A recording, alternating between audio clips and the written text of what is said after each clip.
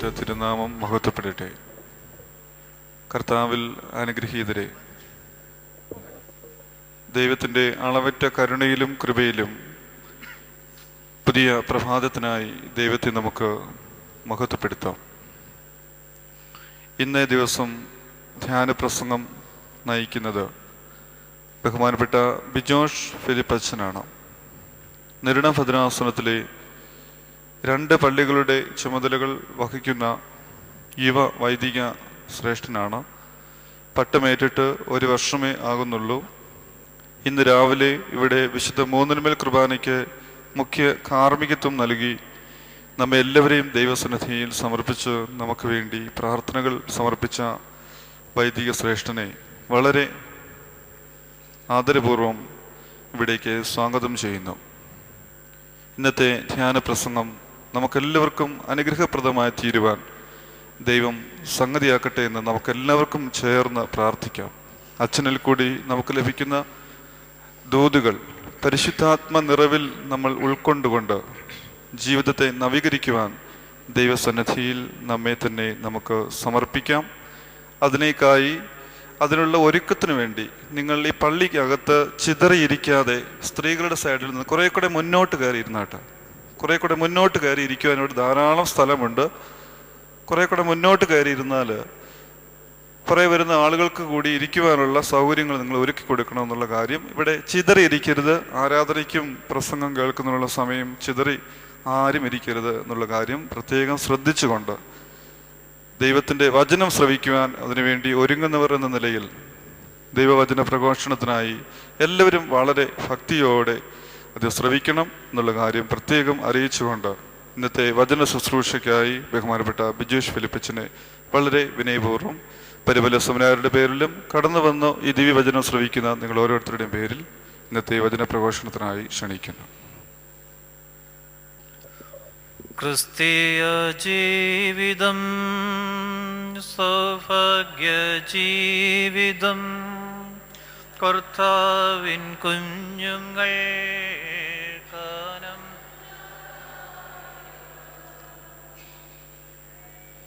ജീവിതം സൗഭാഗ്യ ജീവിതം,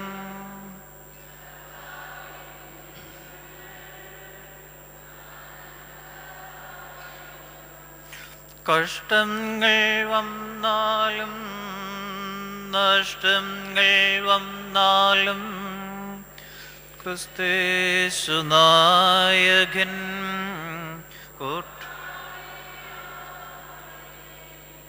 കഷ്ടങ്ങൾ വന്നാലും നഷ്ടങ്ങൾ വന്നാലും ക്രിസ്തേശു നായകൻ കൂട്ടാളികൾ. ക്രിസ്തീയ ജീവിതം സൗഭാഗ്യ ജീവിതം, കർത്താവിൻ കുഞ്ഞുങ്ങൾ കാനന്ദദ. ത്രിയേക ദൈവത്തിൻ്റെ ധന്യതിരുനാമത്തിന് മഹത്വം ഉണ്ടായിരിക്കുമാറാവട്ടെ. കർത്താവിൽ പ്രിയ മാതാപിതാക്കളെ, സഹോദരി സഹോദരങ്ങളെ, നമ്മുടെ കർത്താവിൻ്റെ ജനന പെരുന്നാളിന് മുമ്പ് ഉള്ള അവസാനത്തെ വെള്ളിയാഴ്ചയാണ്. ഇന്ന് പരിശുദ്ധനായ പുണ്യവാനായ പരിമലമാർ ഗ്രിഗോറിയോസിൻ്റെ ആ ഖബറിൻ്റെ സന്നിധിയിലേക്ക് കടന്നു വരുവാനും ഹൃദയങ്ങളെയും ചിന്തകളെയും നിരൂപണങ്ങളെയും ശരീരത്തെയും മനസ്സിനെയും എല്ലാം സമഞ്ജസമായിട്ട് ആ പുണ്യവാന്റെ ഖബറുകൾ സമർപ്പിക്കുവാനുമായിട്ട് നമുക്ക് അനവരതമായ കൃപകളെ ഒഴുക്കിത്തരുന്ന നമ്മുടെ കർത്താവിൻ്റെ മുമ്പാകെ നമുക്ക് ശിരസ്സുകളെ നമിക്കാം. ഒരു നിമിഷം പ്രാർത്ഥിക്കാം. ഞങ്ങളെ കാണുന്ന, ഞങ്ങളെ കേൾക്കുന്ന, ഞങ്ങളെ ശ്രവിക്കുന്ന ഞങ്ങളുടെ സ്വർഗസ്ഥ പിതാവേ, നിന്റെ മുമ്പാകെ ഞങ്ങൾ ഉപവിഷ്ടരാകുമ്പോൾ തിരുസാന്നിധ്യം ഞങ്ങളുടെ മേൽ കടന്നു വരുമാറാവണമേ. ഞങ്ങളെല്ലാവരെയും അനുഗ്രഹിക്കുമാറാവണമേ. നിന്റെ വചനത്തെ ഉൾക്കൊള്ളുവാനായിട്ട് ഞങ്ങളുടെ ഹൃദയ നിലങ്ങളെ നീ ഒരുക്കുമാറാവണമേ. നിന്റെ വചനം ഞങ്ങളുടെ ഹൃദയത്തിലേക്ക് വീഴുകയും അത് വളർന്ന് പുഷ്ടി പ്രാപിച്ച് നല്ല ഫലങ്ങളെ ഞങ്ങളുടെ ജീവിതത്തിൽ പുഷ്പിപ്പിക്കുകയും ചെയ്യുമാറാവണമേ. ഞങ്ങൾ നിനക്കും നിന്റെ പിതാവിനും പരിശുദ്ധ റൂഹായിക്കും സ്തുതിയും സ്തോത്രവും എന്നും എക്കാലവും കരയേറ്റുവാനായിട്ട് തന്നെ. മാത്തുക്കുട്ടിയച്ഛൻ പറഞ്ഞതിനോട് ചേർന്ന് ഞാനും പറയുന്നു, ധ്യാനിക്കാനായിട്ട് വന്നവർ ആണ് എങ്കിൽ ധ്യാനത്തിന് പറ്റിയ ഒരു അന്തരീക്ഷം ഉണ്ടാക്കുവാനായിട്ട് നിങ്ങൾ നിങ്ങളുടെ ശരീരത്തെയും മനസ്സിനെയും ഒന്ന് പരുവപ്പെടുത്തിക്കൊണ്ട് ദേവാലയത്തിൻ്റെ ഉള്ളിൽ ഇരിക്കുവാനായിട്ട് ശ്രദ്ധിക്കണം. നമ്മുടെ ശരീരം ഒരിടത്ത് ഇരിക്കുമ്പോൾ മനസ്സ് ഈ ലോകത്തിൻ്റെ വ്യാമോഹങ്ങളിലൂടെ ഇങ്ങനെ ഉഴന്ന് നടക്കുക സ്വാഭാവികമാണ്. അതുകൊണ്ട് ഗിരിപ്രഭാഷണത്തിൽ കർത്താവ് പറയുന്നുണ്ട്, ഹൃദയശുദ്ധിയുള്ളവർ ഭാഗ്യവാന്മാർ, എന്തുകൊണ്ടെന്നാൽ അവർ ദൈവത്തെ കാണും. മറ്റ് പലരെക്കുറിച്ചും പറയുന്നുണ്ട്, അവരാരും ദൈവത്തെ കാണുന്നു എന്നുള്ള വാക്ക് അവിടെ ഉപയോഗിക്കുന്നില്ല. ഹൃദയശുദ്ധിയുള്ളവർ ഭാഗ്യവാന്മാർ, എന്തുകൊണ്ടെന്നാൽ അവർ ദൈവത്തെ കാണും. കാരണം നിങ്ങളൊക്കെ ഇവിടെ ഇരിക്കുമ്പോൾ, ഞാൻ ഇവിടെ നിൽക്കുമ്പോൾ, എൻ്റെ ശരീരം നിങ്ങളുടെ ശരീരം ഇവിടെ ഉണ്ട് എങ്കിലും പക്ഷെങ്കിൽ നമ്മുടെ മനസ്സ് കടിഞ്ഞാണില്ലാത്ത കുതിരയെ പോലെ ഈ ലോകത്തിൻ്റെ ക്രയവിക്രയങ്ങളിലൂടെ ഇങ്ങനെ ഉഴന്ന് നടക്കുകയാണ്. അതിനെയെല്ലാം ഒരു കടിഞ്ഞാണിട്ട് ദൈവത്തിൻ്റെ സന്നിധിയിലേക്ക് കൊണ്ടുവരുവാനായിട്ട് നമുക്ക് സാധിക്കണം. ഈ വർഷത്തിൽ ഇനിയും ഒരു വെള്ളിയാഴ്ച കൂടെ കഴിയുമ്പോൾ പുതിയ വർഷത്തിലേക്ക് നമ്മൾ പ്രവേശിക്കുകയാണ്. നമ്മുടെ ജീവിതത്തിന് ഒരു പുതിയ ഗതിവേഗം കൊണ്ടുവരുവാനായിട്ട്, നമ്മുടെ ജീവിതത്തിന് ഒരു ആവേശം കൊണ്ടുവരുവാനായിട്ട് നമുക്ക് നമ്മുടെ ഹൃദയത്തെയും മനസ്സിനെയും ചിന്തകളെയും എല്ലാം ഒരുക്കുവാനായിട്ട് സാധിക്കണം. അതുകൊണ്ട് കടന്നു വന്ന സഹോദരീ സഹോദരങ്ങൾ അതുവഴി ഇതുവഴി ഒന്നും ഉഴന്ന് നടക്കാതെ പ്രാർത്ഥിക്കാനായിട്ട് വന്നവർ ആണ് എങ്കിൽ ദൈവത്തിന് മുമ്പാകെ ചെലവഴിക്കുന്ന അല്പസമയം ഒരിക്കലും നിങ്ങളുടെ ജീവിതത്തിൽ നഷ്ടപ്പെടുകയില്ല. സങ്കീർത്തനക്കാരൻ പറയുന്നു, എൻ്റെ ദൈവത്തിൻ്റെ ആലയത്തിൻ്റെ വാതിൽ കാവൽക്കാരൻ ആയിരിക്കുന്നത് എനിക്ക് ഏറെ ഇഷ്ടം.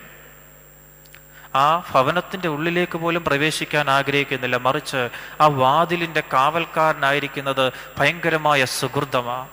നിങ്ങളും വലിയ സുഹൃതം ചെയ്തവരാ.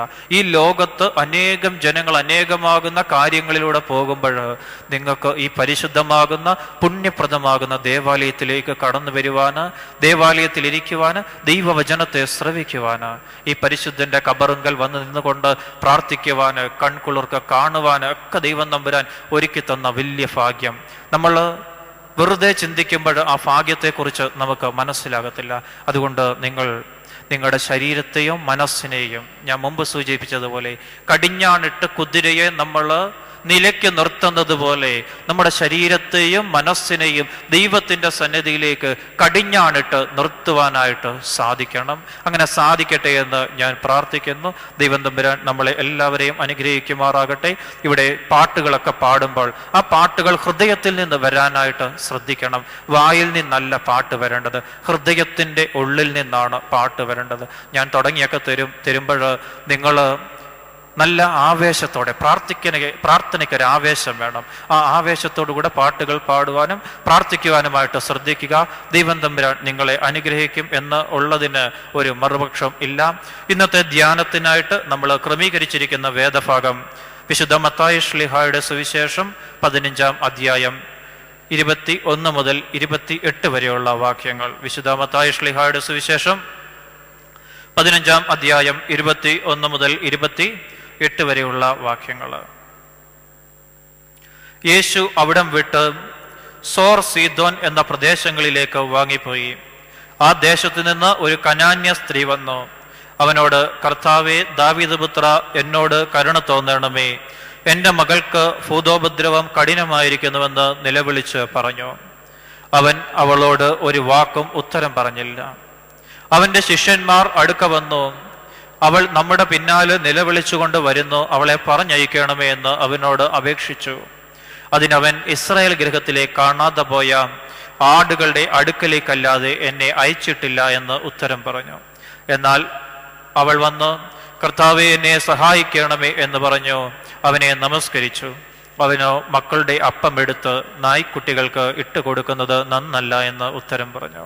അതിനവൾ, അതേ കർത്താവേ, നായ്ക്കുട്ടികളും ഉടയവരുടെ മേശയിൽ നിന്ന് വീഴുന്ന നുറുക്കുകൾ തിന്നുന്നുണ്ടല്ലോ എന്ന് പറഞ്ഞു. യേശു അവളോട്, സ്ത്രീയെ, നിന്റെ വിശ്വാസം വലിയത്, നിന്റെ ഇഷ്ടം പോലെ നിനക്ക് ഭവിക്കട്ടെ എന്ന് ഉത്തരം പറഞ്ഞു. ആ നാഴിക മുതൽ അവളുടെ മകൾക്ക് സൗഖ്യം വന്നു. ആ നാഴിക മുതൽ അവളുടെ മകൾക്ക് സൗഖ്യം വന്നു. നമ്മൾ വായിച്ചത് വിശുദ്ധ മത്തായി ശ്ലീഹായുടെ സുവിശേഷം 15-ാം അധ്യായം 21 മുതൽ 28 വരെയുള്ള വാക്യങ്ങൾ. വിശുദ്ധ മർക്കോസ് ശ്ലീഹായുടെ സുവിശേഷം 7-ാം അധ്യായം 24 മുതൽ 30 വരെയുള്ള വേദഭാഗങ്ങൾ വായിക്കുമ്പോഴും ഈ സംഭവം തന്നെ അവിടെ രേഖപ്പെടുത്തിയിരിക്കുന്നത് നമുക്ക് കാണുവാനായിട്ട് സാധിക്കും. നിങ്ങളുടെ അറിവിലേക്ക് അത് പറഞ്ഞു എന്ന് മാത്രമേ ഉള്ളൂ. മത്തായി ശ്ലീഹായുടെ സുവിശേഷത്തിൽ ഉള്ളത് മർക്കോസ് ശ്ലീഹായുടെ സുവിശേഷത്തിൽ ഒരു ഭാഗത്ത് കാണുന്നില്ല. ഇസ്രായേൽ ജനതയിലെ കാണാതെ പോയ ആടുകളുടെ സമീപത്തേക്കാണ് ഞാൻ വന്നത് എന്നുള്ള ഭാഗം മാത്രം മർക്കോസിന്റെ സുവിശേഷത്തിൽ കാണുന്നില്ല. ബാക്കിയൊക്കെ ഏതാണ്ട് ഒരുപോലെ തന്നെ നമുക്ക് അവിടെയും അടയാളപ്പെടുത്തുവാനായിട്ട് സാധിക്കും. നമ്മൾ നമ്മുടെ ധ്യാനത്തിലേക്ക് പ്രവേശിക്കുമ്പോൾ വാക്കുകളിലൂടെ നമ്മുടെ കണ്ണുകളും ഹൃദയവും സഞ്ചാരം ചെയ്യണം. നമ്മൾ പറയാറുണ്ട്, ജീവിതം എന്ന് പറയുന്നത് ഒരു തീർത്ഥാടനമാണ്.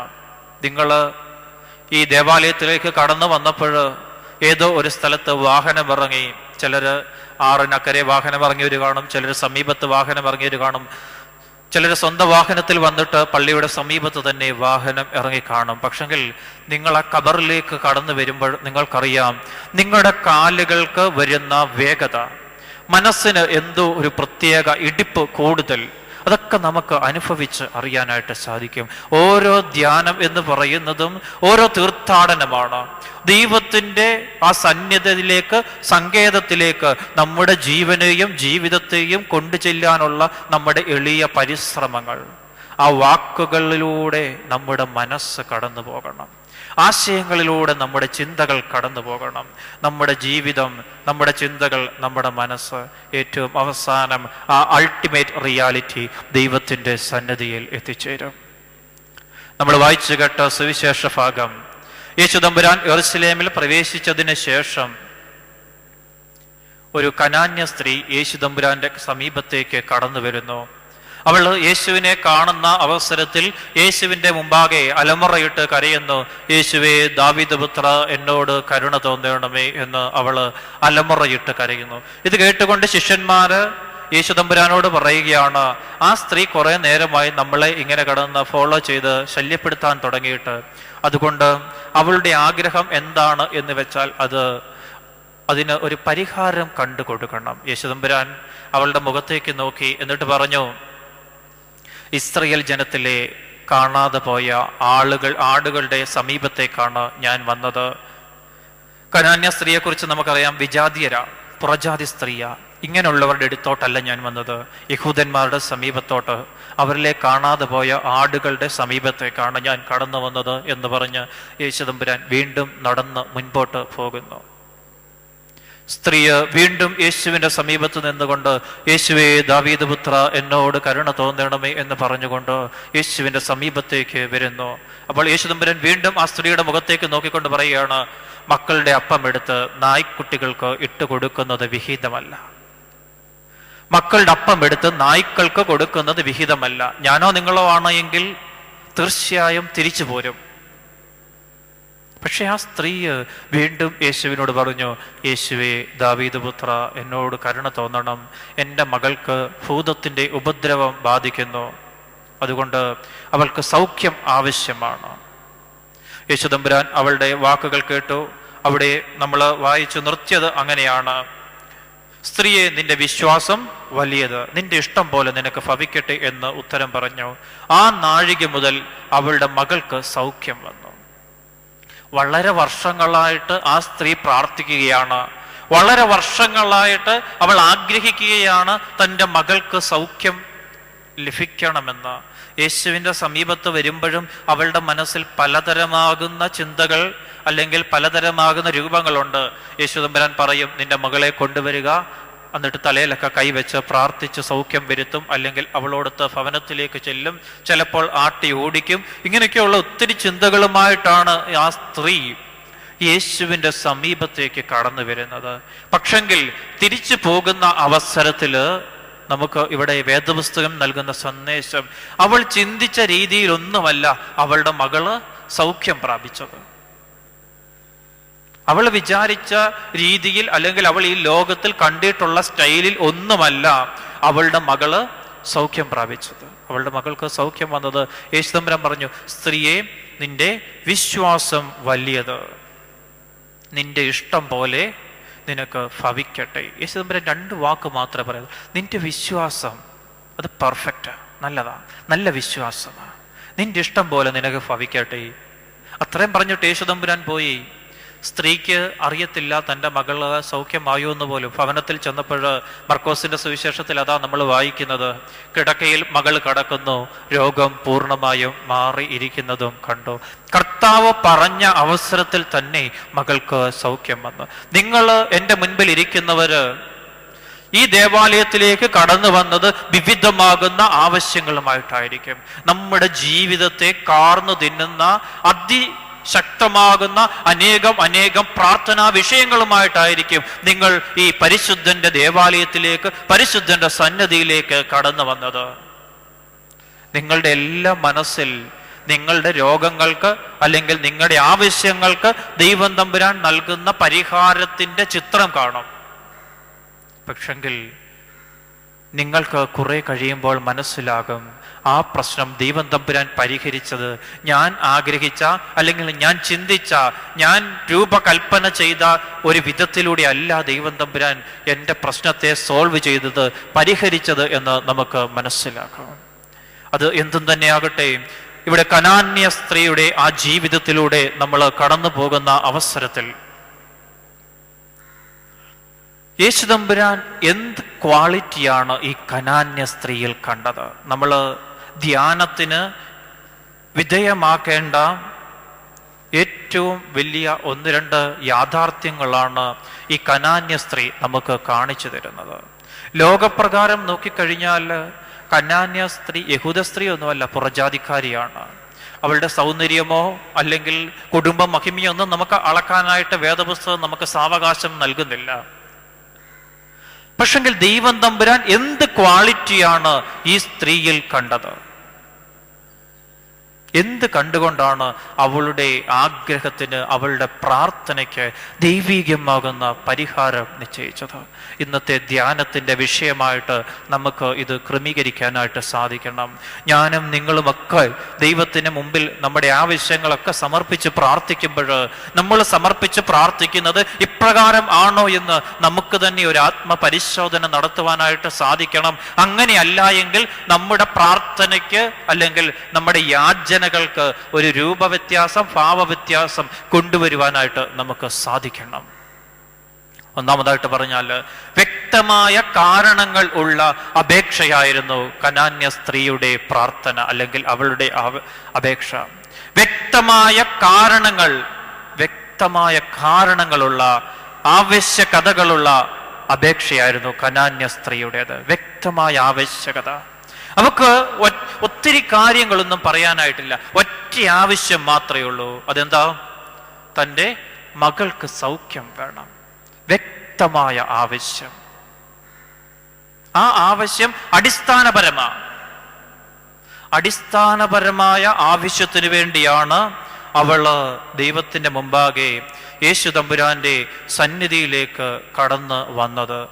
അടിസ്ഥാനപരമായ ആവശ്യം, വ്യക്തമായ കാരണമുള്ള പ്രാർത്ഥന, വ്യക്തമായ കാര്യങ്ങൾക്ക് വേണ്ടിയുള്ള പ്രാർത്ഥന. പലപ്പോഴും നമ്മുടെ ജീവിതത്തിൽ നമ്മൾ ഒന്ന് ചിന്തിക്കണം, അനുഗ്രഹങ്ങൾ നമ്മൾ ആഗ്രഹിക്കുന്ന രീതിയിൽ കിട്ടാത്തതിൻ്റെ കാരണം നമ്മുടെ പ്രാർത്ഥനകൾ വ്യക്തമായ ആവശ്യങ്ങൾക്ക് വേണ്ടി, വ്യക്തമായ കാരണങ്ങൾക്ക് വേണ്ടി ആകുന്നില്ല എന്നതുകൊണ്ടാണ് ദൈവത്തിന് പലപ്പോഴും പ്രവർത്തിക്കുവാനായിട്ട് സാധിക്കാത്തത്. ഇവിടെ ഈ സ്ത്രീയുടെ ജീവിതത്തിലേക്ക് നോക്കിയാൽ നമുക്ക് കാണാൻ സാധിക്കുന്നത് വ്യക്തമായ കാര്യങ്ങൾ അവളുടെ പ്രാർത്ഥനയ്ക്ക് ഉണ്ട്, വ്യക്തമായ കാരണങ്ങൾ. അവൾക്ക് വ്യക്തമായിട്ടൊരു ആവശ്യം പറയാനുണ്ട്. ആ ആവശ്യം അടിസ്ഥാനപരമാണ്. ഒരു മകളേ ഉള്ളൂ. അവക്ക് ഭൂതം ബാധിച്ച് എപ്പോഴും പിച്ചും പെയ്യും പറഞ്ഞ എപ്പിലെപ്സിയൊക്കെ വന്ന പോലെ ഇങ്ങനെ ജീവിതം തള്ളി നീക്കുന്നു. ആ മകൾക്കൊരു സൗഖ്യം വരണം. കർത്താവിന് എങ്ങനെ വേണ്ട എന്ന് പറയാനായിട്ട് സാധിക്കും? വ്യക്തമായ കാരണങ്ങളുള്ള അപേക്ഷ. പലപ്പോഴും നമ്മുടെ ജീവിതത്തിൽ നമുക്ക് ദൈവത്തിൻ്റെ സന്നിധിയിലേക്ക് യാചനകളുമായിട്ട്, അപേക്ഷകളുമായിട്ട് കടന്നു വരുമ്പോൾ വ്യക്തമായ കാരണങ്ങളുമായിട്ടല്ല കടന്നു വരുന്നത്. മകൻ ഗൾഫിലാണ്, 50,000 രൂപ മന്ത്ലി സാലറി ഉണ്ട്. അമ്മ വന്ന് കബറിങ്കൽ തിരി കത്തിച്ച് വെച്ച് പ്രാർത്ഥിക്കുന്നു. മകന് വേറെ ഒരു കമ്പനിയിൽ ജോലി കിട്ടണം, 70,000 രൂപ മാസം സാലറി കിട്ടും. വ്യക്തമായ കാരണങ്ങളില്ല, അഥവാ ഉള്ള കാരണങ്ങൾ അടിസ്ഥാനപരം അല്ല. നിന്റെ ജീവിതത്തിൽ അടിസ്ഥാനപരമായ കാരണങ്ങൾക്ക് വേണ്ടി നീ ദൈവത്തോട് പ്രാർത്ഥിക്കുന്നു എങ്കിൽ ദൈവം തമ്പുരാന് ആ പ്രാർത്ഥനയിൽ നിന്ന് മുഖം തിരിച്ചു നിൽക്കുവാനായിട്ട് സാധ്യമല്ല. ഇവിടെ ഇരിക്കുമ്പോഴോ നിങ്ങൾ പ്രാർത്ഥിക്കുമ്പോൾ നിങ്ങളുടെ ഉള്ളിലേക്ക് തന്നെ ഒന്ന് ചിന്തിച്ച് തിരിഞ്ഞു നോക്കണം. എൻ്റെ കാരണങ്ങൾ, ഞാൻ പ്രാർത്ഥിക്കുന്ന ആവശ്യങ്ങൾ അടിസ്ഥാനപരം ആണോ, വ്യക്തമായ കാരണങ്ങൾ ആണോ? അബ്രഹാം പ്രാർത്ഥിച്ചു ദൈവത്തോട്, എനിക്ക് ഒരു അനന്തര അവകാശിയെ വേണം, ഒരു മകനെ വേണം. സക്കറിയ പുരോഹിതനും എലിശബയും പ്രാർത്ഥിച്ചു, ഞങ്ങൾക്ക് ഒരു മകനെ വേണം. അടിസ്ഥാനപരമായ കാര്യങ്ങൾക്ക് വേണ്ടിയുള്ള പ്രാർത്ഥന. ലോകം മുഴുവനും പറഞ്ഞു ഇവരെ കൊണ്ട് ആരെ കൊണ്ടും സാധ്യമല്ല. സാറ പോലും പറഞ്ഞു കേൾക്കുന്നവരൊക്കെ എന്നെ ചൊല്ലി ചിരിക്കും. എനിക്ക് 100-ാം വയസ്സിലാണ്ട് മോനുണ്ടായേക്കുന്നു. നിന്റെ കാരണങ്ങൾ, നിന്റെ പ്രാർത്ഥനയുടെ ആവശ്യകത വ്യക്തമാണ് എങ്കിൽ, അടിസ്ഥാനപരം ആണ് എങ്കിൽ ദൈവം തമ്പുരാൻ നിനക്ക് അനുഗ്രഹം, പ്രാർത്ഥനയ്ക്ക് ഉത്തരം നൽകും. അതിന് 50 അല്ല, 100 അല്ല, 150 വർഷം കഴിഞ്ഞാലും ദൈവം തമ്പുരാൻ നിന്നെ അനുഗ്രഹിക്കാതെ വിടുകയില്ല. കനാന്യ സ്ത്രീ നമ്മളോട് പറയുന്ന ഒരു വലിയ സുവിശേഷം ആണ് അത്. അവളുടെ മകൾക്ക് വന്ന അസുഖം ഈ ലോകത്തിന്റെ ശക്തികൾക്ക് ഒന്നും പരിഹരിക്കാനായിട്ട് സാധ്യമല്ല. മാനുഷികമായ ശക്തികൾക്ക് ഒരിക്കലും അതിനെ പരിഹരിക്കുവാനായിട്ട് സാധ്യമല്ല. ദൈവികമാകുന്ന ശക്തിക്ക് മാത്രമേ അതിനെ തരണം ചെയ്യാനായിട്ട് സാധ്യമാകൂ. അതുകൊണ്ട് അവൾ കർത്താവിൻ്റെ സന്നദ്ധിയിൽ വന്നു. നമ്മൾ നാടൻ ഭാഷയിൽ പറയും താൻ പാതി ദൈവം പാതി.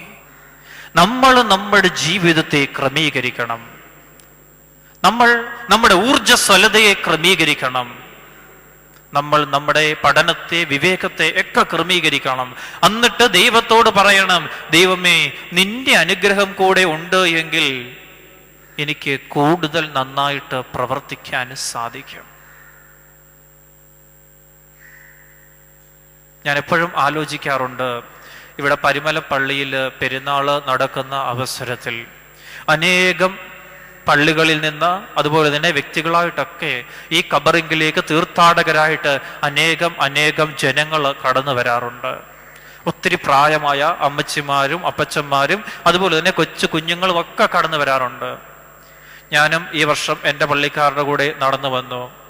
എനിക്ക് ആ കടന്നു വന്നതിൽ ഏറ്റവും പ്രായം കുറഞ്ഞ ഞാനായിട്ട് പോലും ഏതാണ്ട് ഇവിടുന്ന് ഒരു 2-3 കിലോമീറ്റർ ബാക്ക് ആയപ്പോൾ എനിക്ക് കാലിനുമൊക്കെ ശരിക്ക് വേദനയൊക്കെ അനുഭവിച്ചു. ഞങ്ങളുടെ കൂടെ വന്ന വാഹനത്തിൽ കയറി കുറച്ചു നേരം ഇരുന്നു. അപ്പം ഞാൻ ആലോചിച്ച് നോക്കുമായിരുന്നു, ഞാൻ വന്ന പദയാത്രയുടെ കൂടെയും ഒത്തിരി അമ്മച്ചിമാരും അപ്പച്ചന്മാരും ഒക്കെ ഉണ്ട്. പക്ഷെ അവരുടെ കാലുകൾക്ക് വേദന ഒന്നും അനുഭവപ്പെടുന്നില്ല. അല്ലെങ്കിൽ അവർക്ക് വേദന ഉണ്ടെങ്കിൽ പോലും അതിനെ അതിജീവിക്കുവാനായിട്ട് സാധിക്കുന്നു. കാരണം മറ്റൊന്നുമല്ല, നീ ദൈവത്തിന് വേണ്ടി ഇറങ്ങുന്നുവെങ്കിൽ, നീ ദൈവത്തെ വിളിച്ചുകൊണ്ട് ഒരു പ്രവർത്തനത്തിൽ ഏർപ്പെടുന്നുവെങ്കിൽ അതിന് ഇടയ്ക്ക് വെച്ച് മുടക്കം വരികയില്ല. ഇങ്ങോട്ട് വന്ന ഒറ്റ ഒരാൾ പോലും വഴിയിൽ തളർന്നു വീണില്ല. ഇവിടെ വന്നിട്ട് വീണിട്ടുണ്ടെങ്കിലും വഴിയിൽ ആരും തളർന്നു വീണില്ല. പലതരം രോഗമുള്ളവരാ നടന്നത്, ശക്തി കാര്യമായിട്ടില്ലാത്തവരാ നടന്നത്, കാലിന് വലിയ സ്വാധീനമില്ലാത്തവരാ നടന്നത്. ഒരു മനുഷ്യൻ പോലും റോഡിൽ തളർന്നു വീണിട്ടില്ല. തിരുവനന്തപുരത്തു നിന്നും കണ്ണൂരിൽ നിന്നും ഒക്കെ നടന്നവരുണ്ട്. 2-3 ദിവസം കൊണ്ട് യാത്ര ചെയ്തവരുണ്ട്. ഇവരെ കൊണ്ട് ഒറ്റ ഒരാൾ പോലും റോഡിൽ തളർന്നു വീഴുകയോ അല്ലെങ്കിൽ എന്തെങ്കിലും അവർക്ക് ദോഷങ്ങൾ സംഭവിക്കുകയോ ചെയ്തില്ല. ഇതാ ഞാൻ സൂചിപ്പിച്ചത്, നമുക്ക് ദൈവത്തിന് വേണ്ടി പ്രവർത്തിക്കുവാനായിട്ട്, ദൈവത്തിന്റെ സന്നിധിയിലേക്ക് കടന്നു വരുവാനായിട്ട് നമ്മുടെ ഉള്ളിൽ ഒരാഗ്രഹം ഉണ്ട് എങ്കിൽ ദൈവം തമ്പുരാൻ അതിൻ്റെ പകുതി സഹായം നമുക്ക് നൽകും. ദൈവത്തിൻ്റെ ആ അനർഘളമാകുന്ന അനുഗ്രഹം നമ്മുടെ ജീവിതത്തിലേക്ക് കടന്നു വരും. ഭൗതികമാകുന്ന വേദനകളും വ്യാധികളും എല്ലാം ദൈവം തമ്പുരാൻ നമ്മളിൽ നിന്ന് തട്ടി അകറ്റും. ഈ സ്ത്രീയുടെ മകൾക്ക് വന്ന രോഗം അത് മാനുഷിക ശക്തി കൊണ്ട് പരിഹരിക്കുവാനായിട്ട് സാധ്യമല്ല, അതിന് ദൈവിക ശക്തി വേണം. അവൾ കടന്നു വന്നു. അവൾ വന്ന് ദൈവത്തോട്, ക്രിസ്തുവിനോട് പ്രാർത്ഥിച്ചു.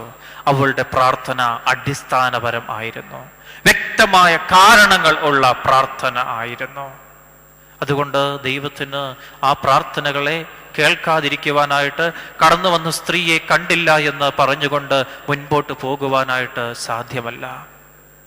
ഇവിടെ നിങ്ങൾ ഈ പരിശുദ്ധന്റെ ഖബറിന്റെ സന്നദ്ധിയിൽ ഇരിക്കുമ്പോൾ ഹൃദയത്തിലേക്ക് ഒരു നിമിഷം നോക്കുവാനായിട്ട് സാധിക്കണം. ദൈവമേ, ഞാൻ കടന്നു വന്ന നിന്റെ സന്നിധിയിൽ സമർപ്പിച്ച എൻ്റെ ആവശ്യങ്ങൾ അത് നിന്റെ ദൈവീകതയ്ക്ക് നിരക്കുന്നതാണോ? എൻ്റെ അടിസ്ഥാനപരമായ ആവശ്യം ആണോ? നമുക്ക് പ്രാർത്ഥിച്ച് ദൈവത്തിന് മുമ്പാകെ ഒന്ന് വിനിമയം ചെയ്ത് നോക്കുവാനായിട്ട് സാധിക്കണം.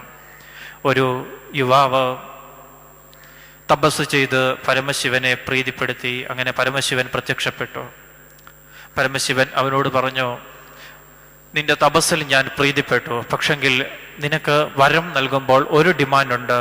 ഒറ്റ വരം മാത്രമേ നീ എന്നോട് ചോദിക്കാവൂ. ഈ യുവാവ് അവന് ആകെ ഒരു പ്രശ്നത്തിൽ അകപ്പെട്ടു പോയി. കാരണം അവന് ഒത്തിരി ആവശ്യങ്ങളുണ്ട്. അവൻ്റെ മാതാവ് അന്ധയായ സ്ത്രീയാണ്, കണ്ണൊന്നും കാണാൻ സാധിക്കാതെ വളരെ ബുദ്ധിമുട്ടി വീട്ടിൽ ജീവിക്കുന്നു. സ്വന്തമായിട്ട് ഒരു ഭവനം ഇല്ല, നല്ല ഒരു ഭവനം വേണം. വിവാഹപ്രായമൊക്കെ ആയി, ഒരു വിവാഹ ജീവിതം ഒന്ന് ഒത്തുവരുന്നില്ല. ഇങ്ങനെ അനേകം ആവശ്യങ്ങൾ ഒക്കെ ഉണ്ട്. പരമശിവൻ പ്രത്യക്ഷപ്പെട്ടിട്ട് പറയുന്നു, നീ ഒരു വരം മാത്രമേ എന്നോട് ചോദിക്കാവൂ എന്ന്. അവൻ മനസ്സിൽ പറഞ്ഞു, ഇതിനേക്കാളും നല്ലത് പ്രത്യക്ഷപ്പെടാതിരിക്കുന്നതാണ്. ഏതായാലും അവൻ പരമശിവനോട് പറഞ്ഞു, ഞാൻ അടുത്ത ദിവസം വന്നിട്ട് എൻ്റെ ആവശ്യം ഏതാണ് കൂടുതൽ നല്ലത് എന്ന് ആലോചിച്ച് വന്ന് പറയാം. അവൻ ചെന്ന് മാതാവിനോട് പറഞ്ഞു. മാതാവ് അവന് ഒരു ഉപായം പറഞ്ഞു കൊടുത്തു. അവൻ വീണ്ടും പരമശിവന്റെ സമീപത്ത് വന്നു. പരമശിവനോട് പറഞ്ഞു.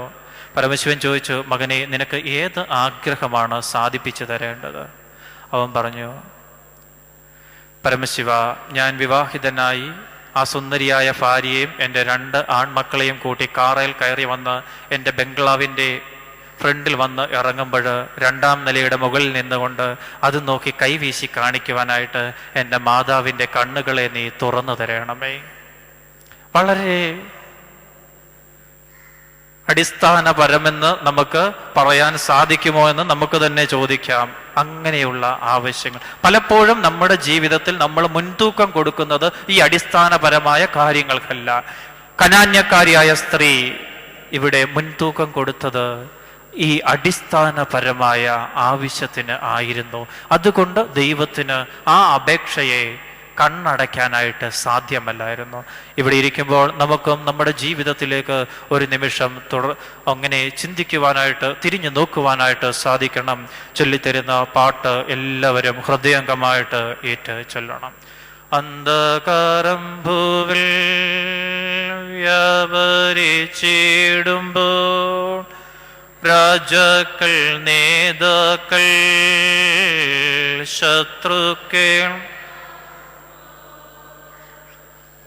കരംഭൂവിൽ വ്യാപരിച്ചിടുമ്പോൾ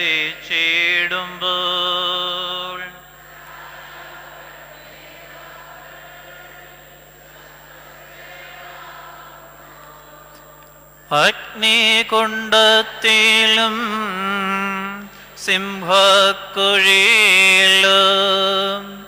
ദാനിയേലിൻ ദൈവമെൻ കൂട്ടാളിയല്ലോ.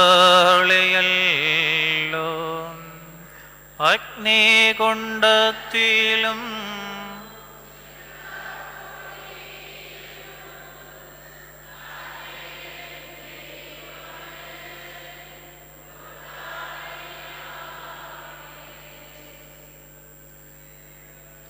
കനാന്യക്കാരിയായ സ്ത്രീ ഇവിടെ നമ്മളോട് പറയുകയാണ്, അന്ധകാരം ഭൂവിൽ വ്യാപരിച്ചിടുമ്പോൾ രാജാക്കൾ നേതാക്കളൊക്കെ ശത്രുക്കൾ ആകുമ്പോൾ എൻ്റെ കൂട്ടാളിയായിട്ട് നീ മാത്രമേ ഉള്ളൂ.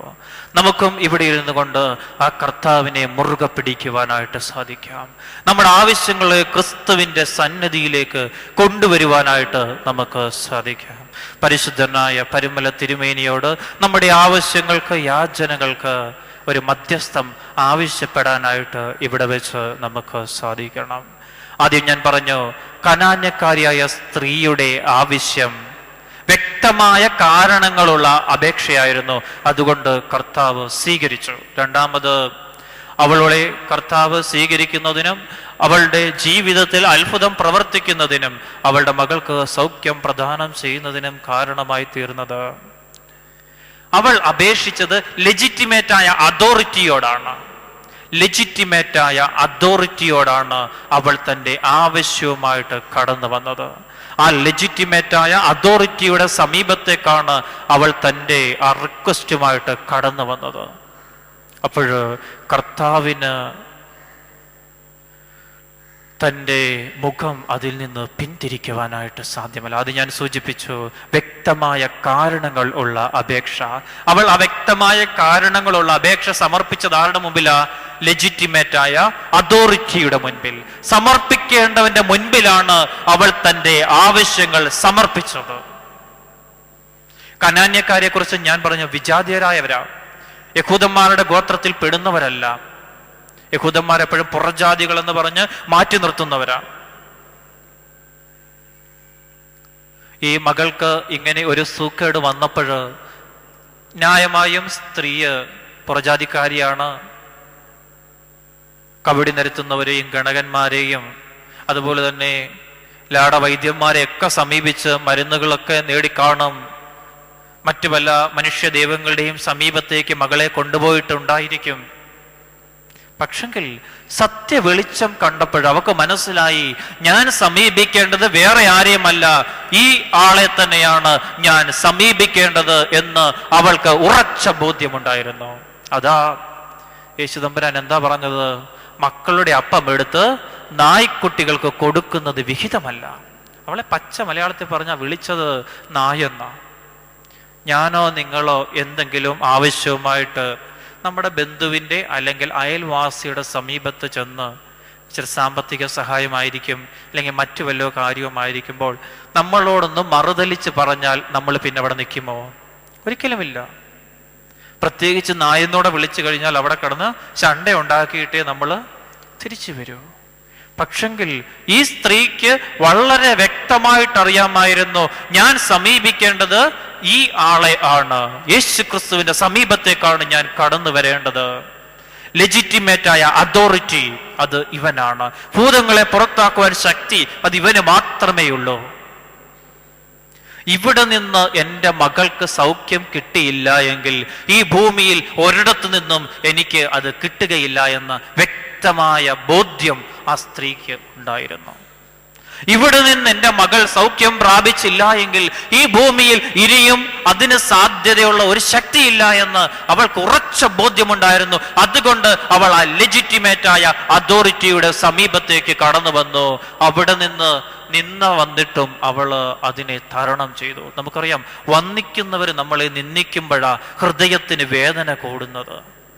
നമ്മൾ ബഹുമാനിക്കുന്നവര്, നമ്മൾ ഒത്തിരി സ്നേഹിക്കുന്നവര് നമ്മളോട് ദോഷം പ്രവർത്തിക്കുമ്പോൾ നമുക്ക് അതിഭയങ്കരമായ വേദന ഉണ്ടാകും. നമ്മളെ സ്ഥിരമായിട്ട് എതിരിടുന്നവര് നമ്മളോടൊന്ന് ചണ്ട കൂടിയാൽ നമുക്കത് ഒരിക്കലും ഒരു പോറല് ഏൽപ്പിക്കുകയില്ല. പക്ഷെങ്കിൽ നമ്മൾ ഹൃദയംഗമായിട്ട് ഒത്തിരി സ്നേഹിക്കുന്നവര്, അതുപോലെ തന്നെ നമ്മൾ ഒരു മനുഷ്യൻ ഒരാളോട് ഒരു കാര്യം ഇരക്കുക എന്ന് പറഞ്ഞാൽ നമുക്കറിയാം ആ മനുഷ്യൻ എത്രമാത്രം അധപ്പതിച്ചിട്ടായിരിക്കും. ഇവിടെ ഇരിക്കുന്ന എനിക്കോ നിങ്ങൾക്കോ പറ്റത്തില്ലല്ലോ. നമുക്ക് എല്ലാവർക്കും സാമ്പത്തിക ബുദ്ധിമുട്ടുകളൊക്കെ വരും. പെട്ടെന്ന് വേറൊരാളുടെ മുന്നിൽ കൈ നീട്ടിക്കൊണ്ട് എനിക്ക് വല്ലതും തരണേ എന്ന് പറയാൻ നമ്മുടെ മനസ്സാക്ഷി, അഭിമാന ബോധം നമ്മളെ അനുവദിക്കുമോ? അങ്ങനെ നമ്മൾ ആരുടെയും മുൻപിൽ കൈ നീട്ടുന്നുണ്ട് എങ്കിൽ നമ്മൾ എത്രമാത്രം അധപ്പതിച്ചിട്ടായിരിക്കും കൈ നീട്ടുന്നത്. അപ്പോൾ നമ്മളെ വേദനിപ്പിക്കുന്നവരെ, ധിക്കരിക്കുന്നവരെ, തള്ളിക്കളയുന്നവരെ നമുക്കൊരിക്കലും അവരോട് പൊറുക്കാനായിട്ട് സാധിക്കുമോ? പക്ഷെങ്കിൽ യേശു തമ്പുരാൻ ഈ സ്ത്രീയെ ഒന്ന് ടെസ്റ്റിംഗ് പ്രോസസ്സിന് വിധേയമാക്കുകയായിരുന്നു. അവക്കറിയാം ഇതാണ് ലെജിറ്റിമേറ്റ് ആയ അതോറിറ്റി, ഇതാണ് യഥാർത്ഥ സങ്കേതം. ഇവിടെ നിന്ന് ഞാൻ എൻ്റെ മകൾക്ക് സൗഖ്യവും നേടിക്കൊണ്ട് പോകാൻ സാധിച്ചില്ല എങ്കിൽ ഈ ഭൂമിയിൽ ഒരു ശക്തിയെ കൊണ്ടും അതിന് സാധ്യതയില്ല. ഒരു ശക്തിക്കും അതിന് എൻ്റെ മകൾക്ക് സൗഖ്യം നേടുവാനായിട്ട്, നേടിത്തരുവാനായിട്ട് സാധ്യത, ഒരിക്കലും ശക്തി ഉണ്ടാവുകയില്ല എന്ന് ആ സ്ത്രീക്ക് വളരെ വ്യക്തമായിട്ട് അറിയാം. അതുകൊണ്ട് തന്നെ കർത്താവ് അവളോട് പറഞ്ഞു, മക്കളുടെ അപ്പം എടുത്ത് നായ്ക്കുട്ടികൾക്ക് ഇട്ട് കൊടുക്കുന്നത് വിഹിതമല്ല. അതുപോലെ തന്നെ അവരോട് പറഞ്ഞു, ഞാൻ ഇസ്രായേൽ ജനത്തിലെ കാണാതെ പോയ ആടുകളുടെ സമീപത്തേക്കാണ് കടന്നു വന്നത്, അല്ലാതെ നിങ്ങളുടെ ആരുടെയും സമീപത്തേക്കല്ല ഞാൻ കടന്നു വന്നത് എന്നൊക്കെ പറഞ്ഞു. അവൾ പിന്തിരിയാനായിട്ട് അവൾ കൂട്ടാക്കിയില്ല. ദൈവത്തിൻ്റെ സന്നിധിയിലേക്ക് കടന്നു വരുമ്പോഴും നമ്മുടെ ഉള്ളിൽ വരേണ്ട ചിന്ത ഇപ്രകാരമായിരിക്കണം. പലപ്പോഴും നമ്മൾ ദേവാലയത്തിലേക്ക്, ദൈവത്തിൻ്റെ സന്നിധിയിലേക്ക്, പരുമല പള്ളിയിലേക്കൊക്കെ പ്രാർത്ഥിക്കാൻ വരുമ്പോൾ നമ്മുടെ മനസ്സിൽ അറിഞ്ഞോ അറിയാതെയോ അങ്കുരിക്കുന്ന ചിന്തയെന്ന് പറയുന്നത്, ഇവിടെ കൊണ്ട് സാധിച്ചില്ല എങ്കിൽ ഇനി അടുത്ത ഇടം എവിടെ? ഇവിടെ കൊണ്ട് സാധിച്ചില്ല എങ്കിൽ നമ്മൾ വേറെ ഇടം കണ്ടുവച്ചിട്ടാണ് ഇവിടെ വരുന്നത്. ഞാൻ ഇന്നാളിൽ ശമാശനൊക്കെ ആകുന്നതിന് മുമ്പ് ഞാൻ ഇങ്ങനെ ബസ്സേ വരുമ്പോൾ എൻ്റെ മുൻപിലത്തെ സീറ്റിലിരുന്ന 2 സ്ത്രീകൾ തമ്മിൽ സംസാരിക്കുന്നത് ഞാൻ കേട്ടു. അവരുടെ മകന്, ഒരു സ്ത്രീയുടെ മകന് വിവാഹം അങ്ങോട്ട് ശരിയാവുന്നില്ല, അതിനുവേണ്ടി വെള്ളിയാഴ്ച പ്രാർത്ഥിക്കാനായിട്ട് വരുക. അപ്പോഴും തൊട്ട് സൈഡിലിരിക്കുന്ന സ്ത്രീ പറഞ്ഞു കൊടുത്തു, എങ്ങാണ്ടൊരു യൂദാസ്ലിഹായുടെ പള്ളിയുണ്ട്, അവിടെ പോയി പ്രാർത്ഥിച്ചാൽ സൗഖ്യം കിട്ടും. അപ്പോൾ ആ സ്ത്രീ അതിന് യേശു പറഞ്ഞു, ഞാൻ അടുത്ത ആഴ്ച ആ പള്ളിയിൽ പൊക്കോളാം. നമ്മൾ അടുത്ത സ്ഥലം കണ്ടുവച്ചിട്ടാ ഇവിടോട്ട് വരുന്നത്. ദൈവത്തിൻ്റെ സന്നിധിയിൽ വരുമ്പോൾ ഇവിടെ സാധിച്ചില്ല എങ്കിൽ അടുത്ത ഇടം. നമ്മുടെ ആത്മീയ പക്വത ഇല്ലായ്മയാ കാണിക്കുന്നത്.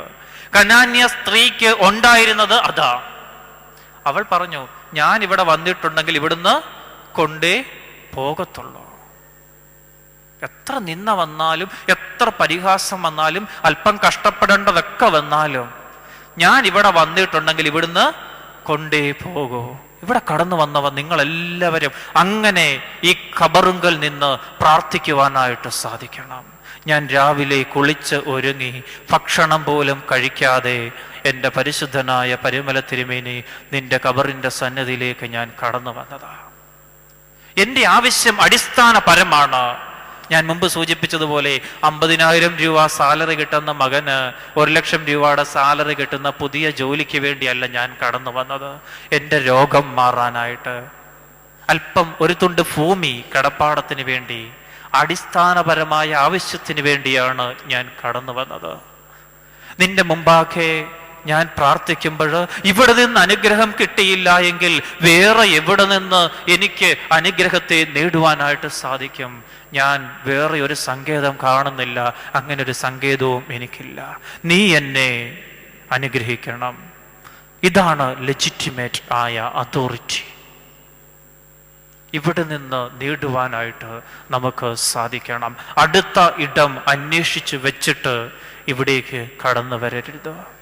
ഇവിടേക്ക് വന്നിട്ട് പ്രയോജനമില്ല എന്ന് പറഞ്ഞ് പുതിയ തീരങ്ങൾ തേടാനായിട്ട് പോകരുത്. മറിച്ച് എൻ്റെ കൂടെ പഠിച്ച ഒരു ഷമ്മാശൻ എപ്പോഴും പറയുന്ന ഒരു വാക്കുണ്ട്, അപ്പന് അഴകില്ല എന്ന് പറഞ്ഞ് അഴകുള്ളവനെ അപ്പനാക്കാനായിട്ട് ശ്രമിക്കരുത്, അപ്പനിൽ അഴക് കണ്ടെത്താനായിട്ട് ശ്രമിക്കണം. അപ്പന് അഴകില്ല എന്ന് വെച്ച് അഴകുള്ള അപ്പനെ കണ്ടെത്താൻ പോവല്ല, മറിച്ച് അപ്പനിൽ അഴക് കണ്ടെത്താനായിട്ട് നമുക്ക് സാധിക്കണം. ദൈവങ്ങളെ തേടിയല്ല പോകേണ്ടത്, മറിച്ച് ദൈവത്തിൻ്റെ സന്നദ്ധിയിൽ വന്ന് കവിണ്ണ് വീണ് പ്രാർത്ഥിക്കുവാനായിട്ട് നമുക്ക് സാധിക്കണം. കനാന്യക്കാരിയായ സ്ത്രീ ഈ വെള്ളിയാഴ്ച ദിവസം നമ്മളോട് ഉദ്ഘോഷിക്കുന്ന ദൈവവചനം ഇതാണ് ലെജിറ്റിമേറ്റ് ആയ അതോറിറ്റി. ഈ ലോകത്തിൽ പലരും പല രീതിയിൽ നടക്കുമ്പോൾ നിങ്ങൾ കടന്നു വന്നിരിക്കുന്നത് യഥാർത്ഥ സങ്കേതത്തിലാണ്. നിങ്ങളുടെ ആവശ്യങ്ങൾ അടിസ്ഥാനപരം ആണ് എങ്കിൽ, നിങ്ങളുടെ പ്രാർത്ഥനകൾ വ്യക്തമായ ആവശ്യങ്ങളെ പ്രതി ഉള്ളതാണ് എങ്കിൽ, ഇവിടെ നിന്നൊരിക്കലും ഉത്തരം കിട്ടാതെ നിങ്ങൾ പോകുകയില്ല. ഇവിടെ നിന്ന് അനുകൂലമായ ഒരു പ്രതികരണം കിട്ടാതെ ഒരിക്കലും നിങ്ങൾ പോകുകയില്ല. അനേകം പേർക്ക് അനുഭവ സാക്ഷ്യം പറയാനായിട്ട് സാധിക്കും. നമ്മൾ ഞാൻ അങ്ങനെ ആരെയും വിമർശിക്കുകയൊന്നുമല്ല. നമ്മൾ TV-യിലൊക്കെ കാണും, പലരും വന്ന് സാക്ഷ്യം പറയും. എനിക്ക് ഇവിടത്തെ സുവിശേഷ യോഗത്തിൽ വന്നതിന് ശേഷം രോഗം സൗഖ്യമായി, ജോലി കിട്ടി, അങ്ങനെയൊക്കെ. അതൊന്നും ഞാൻ കുറ്റപ്പെടുത്തുകയല്ല. ഇവിടെ ഒരു ബുക്ക് മാത്രം എടുത്തു വെക്കുക. ഇവിടെ വന്ന് രോഗസൗഖ്യം നേടിയവര്, ഉദ്ദിഷ്ട കാര്യത്തിന് ഫലസിദ്ധി ലഭിച്ചവര് ആരുടെയും നിർബന്ധമില്ലാതെ ആ ബുക്കിൽ ഒന്ന് രേഖപ്പെടുത്താൻ പറഞ്ഞാല് ഇപ്പോഴെത്ര ബുക്ക് ഇവിടുന്ന് മടക്കി എടുത്തുകൊണ്ട് പോകേണ്ടത് വന്നേനെ. അതാ ഞാൻ പറഞ്ഞത്, ഇങ്ങനെയുള്ള 1-2 സാക്ഷ്യം പറച്ചിലുകളല്ല, ആയിരക്കണക്കിന് ലക്ഷക്കണക്കിന് സാക്ഷ്യങ്ങൾ വീണ മണ്ണാണ് ഇത്. നിങ്ങൾ ഇരിക്കുന്ന ഈ സ്ഥലത്തേക്ക് തന്നെ നോക്കിയാൽ മതി. അനേകം പേരുടെ കണ്ണുനീര് വീണ് കുതിർന്ന മണ്ണാണ്. ആ ഇരിക്കുന്ന പായലാണ് നിങ്ങൾ ഇരിക്കുന്നത്. അനേകം ജനങ്ങള്, ലോകത്തിന് നാനാഭാഗത്തിൽ നിന്ന് കടന്നു വന്നവര്, അവർ കണ്ണുനീര് തൂകി പ്രാർത്ഥിച്ച സ്ഥലത്തായിരിക്കുന്നത്. ഇരിക്കുന്നിടത്തൊരു വിശുദ്ധി കണ്ടെത്താനായിട്ട് സാധിക്കണം. അനേകം പേരുടെ വലിയ വലിയ കാര്യങ്ങൾ നേടിയെടുത്ത സ്ഥലത്താണ് നിങ്ങൾ ഇരിക്കുന്നത്. ലെജിറ്റിമേറ്റായ അതോറിറ്റി, ഈ കൂടാരമാണ് ലെജിറ്റിമേറ്റായ അതോറിറ്റി. ഇവിടെ മറ്റ് താന്ത്രിക ക്രിയകളൊന്നുമില്ല. ഹൃദയങ്ങൾ ദൈവത്തിന് മുമ്പാകെ സമർപ്പിച്ച് കരഞ്ഞ് പ്രാർത്ഥിക്കുക എന്ന് പറയുന്ന ഒരു മന്ത്രണം മാത്രമേ ഉള്ളൂ. കനാനക്കാരിയായ സ്ത്രീ കാണിച്ചു തന്ന 2 മാർഗങ്ങൾ പറഞ്ഞു. ഒന്ന്, അവളുടെ പ്രാർത്ഥനയ്ക്ക് വ്യക്തമായ കാരണങ്ങൾ, അടിസ്ഥാനപരമായ കാരണങ്ങൾ ഉണ്ടായിരുന്നു. രണ്ടാമത്, അവൾ ലെജിറ്റിമേറ്റായ അതോറിറ്റിയോടാണ് പ്രാർത്ഥിച്ചത്. ഇവിടെ നിന്ന് അനുഗ്രഹം കിട്ടിയില്ല എങ്കിൽ ഈ ഭൂമിയിൽ ഒരിടത്തു നിന്നും അത് സാധ്യമാകത്തില്ല എന്നുള്ള ചിന്ത അവളുടെ മനസ്സിലും ഹൃദയത്തിലും ഉണ്ടായിരുന്നു. സുവിശേഷകനായ എം.ഇ. ചെറിയാൻ, എനിക്ക് അദ്ദേഹത്തെ പരിചയമില്ല, വായിച്ചു കേട്ട പരിചയമേ ഉള്ളൂ. അദ്ദേഹം മധുരയിൽ സുവിശേഷ പ്രവർത്തനം നടത്തിക്കൊണ്ട് ഇരുന്നപ്പോൾ ഒരു ദിവസം രാത്രി അദ്ദേഹത്തിൻ്റെ ഭാര്യയ്ക്ക് പ്രസവവേദന വന്നു. വില്ലേജാണ്, തമിഴ്നാടാണ്, വാഹനമൊന്നും കിട്ടത്തില്ല. ഒരു മുസ്ലിം സുഹൃത്തിൻ്റെ കാളവണ്ടിയിൽ ഭാര്യയെയും കയറ്റി ഒത്തിരി ദൂരെയുള്ള സിറ്റിയിലെ ഹോസ്പിറ്റലിലേക്ക് കടന്നു വന്നു. ഭാര്യയെ ഓപ്പറേഷന് വേണ്ടി റൂമിൽ പ്രവേശിപ്പിച്ചു. സഹായിക്കാനായിട്ട് മറ്റാരുമില്ല. സ്വന്തം ഹൃദയത്തിലെ വേദന ഷെയർ ചെയ്യാനായിട്ട് വേറൊരു ശക്തിയില്ല. ആ പാതിരാത്രിയിൽ ലേബർ റൂമിൻ്റെ ഫ്രണ്ടിലെ ബെഞ്ചിലിരുന്നു കൊണ്ട് എം.ഇ. ചെറിയാൻ 1-2 വാക്കുകൾ കുറിച്ചിട്ടു. നമ്മളെല്ലാവരും പാടുന്ന പാട്ടാണ് അത്. എല്ലാവർക്കും ചേർന്ന് പാടാം. അനുഗ്രഹത്തിൻ അധിപതിയേ, അനന്ത കൃപ പേരും നദിയേ, അനുദിനം നീൻ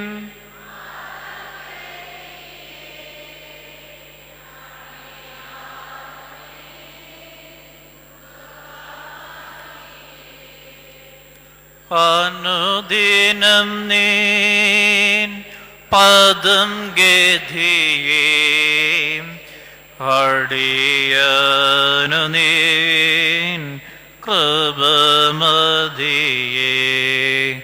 അനുഗ്രഹത്തിൻ അധിപതിയേ, അനന്ത കൃപ പേരും.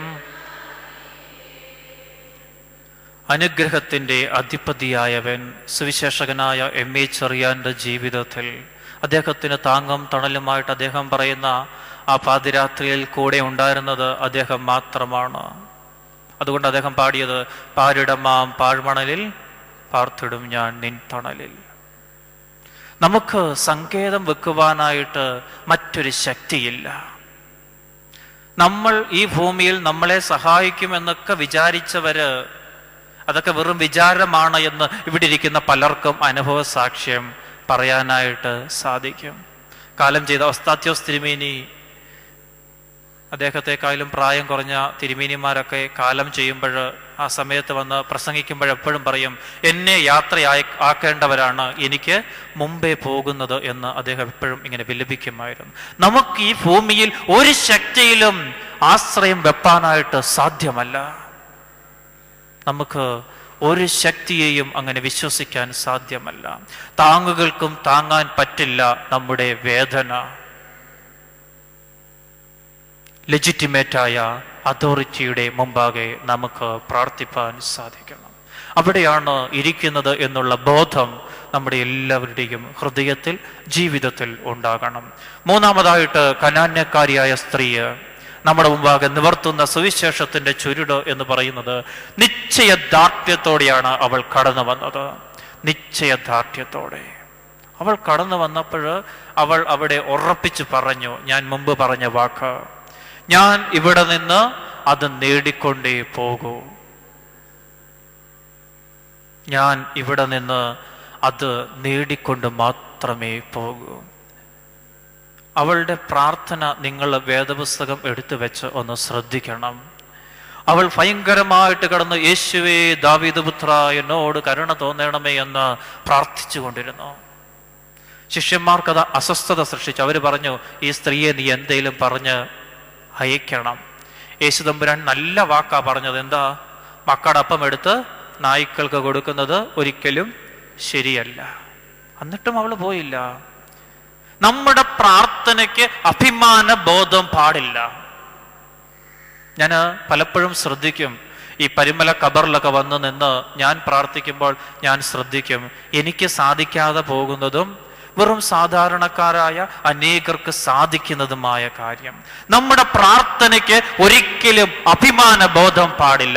ദൈവത്തിന്റെ മുമ്പാകെ നിന്ന് പ്രാർത്ഥിക്കുമ്പോൾ ദൈവം തമ്പുരാൻ നോക്കുന്നില്ല നീ വൈദികനാണോ, ഐമേനിയാണോ, എഞ്ചിനീയർ ആണോ, ഡോക്ടറാണോ എന്നൊന്നും ദൈവം തമ്പുരാൻ നോക്കുന്നില്ല. ദൈവം തമ്പുരാൻ ഞാനും നീങ്ങളുമാകുന്ന വ്യക്തികളെയാണ് നോക്കുന്നത്. ശമരിയാക്കാരിയായ സ്ത്രീ ദൈവത്തിന് മുമ്പാകെ പ്രാർത്ഥിക്കുമ്പോൾ മറ്റു പലർക്കും ചിരി ഉണ്ടാക്കി, മറ്റു പലർക്കും അസ്വസ്ഥത സൃഷ്ടിച്ചു. പക്ഷെങ്കിൽ ദൈവത്തിന് കണ്ണീരിനെ കവച്ച് കടന്നു പോകാനായിട്ട് സാധ്യമല്ല. ഞാനത് ശ്രദ്ധിക്കും. ഈ ഖബറുങ്ക വരുമ്പോൾ ചിലര് പ്രാർത്ഥിക്കുന്നു, അവരോടി വന്ന് കവിണ് വീണ് ദൈവത്തിന്റെ മുമ്പാകെ മാറത്തടിച്ചുകൊണ്ട് ദൈവമേ എന്നോട് കരുണ തോന്നണമേ എന്ന് പറഞ്ഞുകൊണ്ട് മണിക്കൂറുകൾ ഇരുന്ന് പ്രാർത്ഥിക്കും.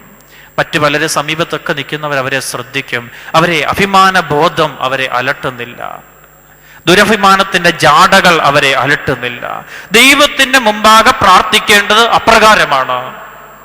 നമ്മളെ കാണുന്ന, നമ്മളെ സൃഷ്ടിച്ച, നമ്മുടെ ജീവിതത്തിൽ ഓരോ നിമിഷവും ജീവനുള്ള സാന്നിധ്യമായി നിൽക്കുന്ന ആ ദൈവം തമ്പുരാൻ, ആ ദൈവത്തിന് മുമ്പാകെ പ്രാർത്ഥിക്കേണ്ടത് അപ്രകാരമാണ്. അഭിമാന ബോധമില്ലാതെ, ജാടകളുടെ ആവരണമില്ലാതെ, മാറത്തടിച്ചുകൊണ്ട് കണ്ണീര് തൂകിക്കൊണ്ട് ദൈവത്തോട് നമുക്ക് പ്രാർത്ഥിക്കാനായിട്ട് സാധിക്കണം. ശമരിയക്കാരിയായ സ്ത്രീയുടെ പ്രാർത്ഥന അപ്രകാരമായിരുന്നു. ലോകം മുഴുവനും പറഞ്ഞു നിർത്തു നിർത്തു നിർത്തു. പക്ഷെങ്കിൽ തൻ്റെ കർത്താവിനെയാ കണ്ടത്, തൻ്റെ രക്ഷകനെയാ കണ്ടത്. മുമ്പ് സൂചിപ്പിച്ചതുപോലെ ഇവിടെ നിന്ന് അനുഗ്രഹം കിട്ടിയാൽ മാത്രമേ വല്ലതും ഉള്ളൂ. അപ്പോഴും പ്രാർത്ഥിക്കാതിരിക്കാൻ സാധ്യമല്ല.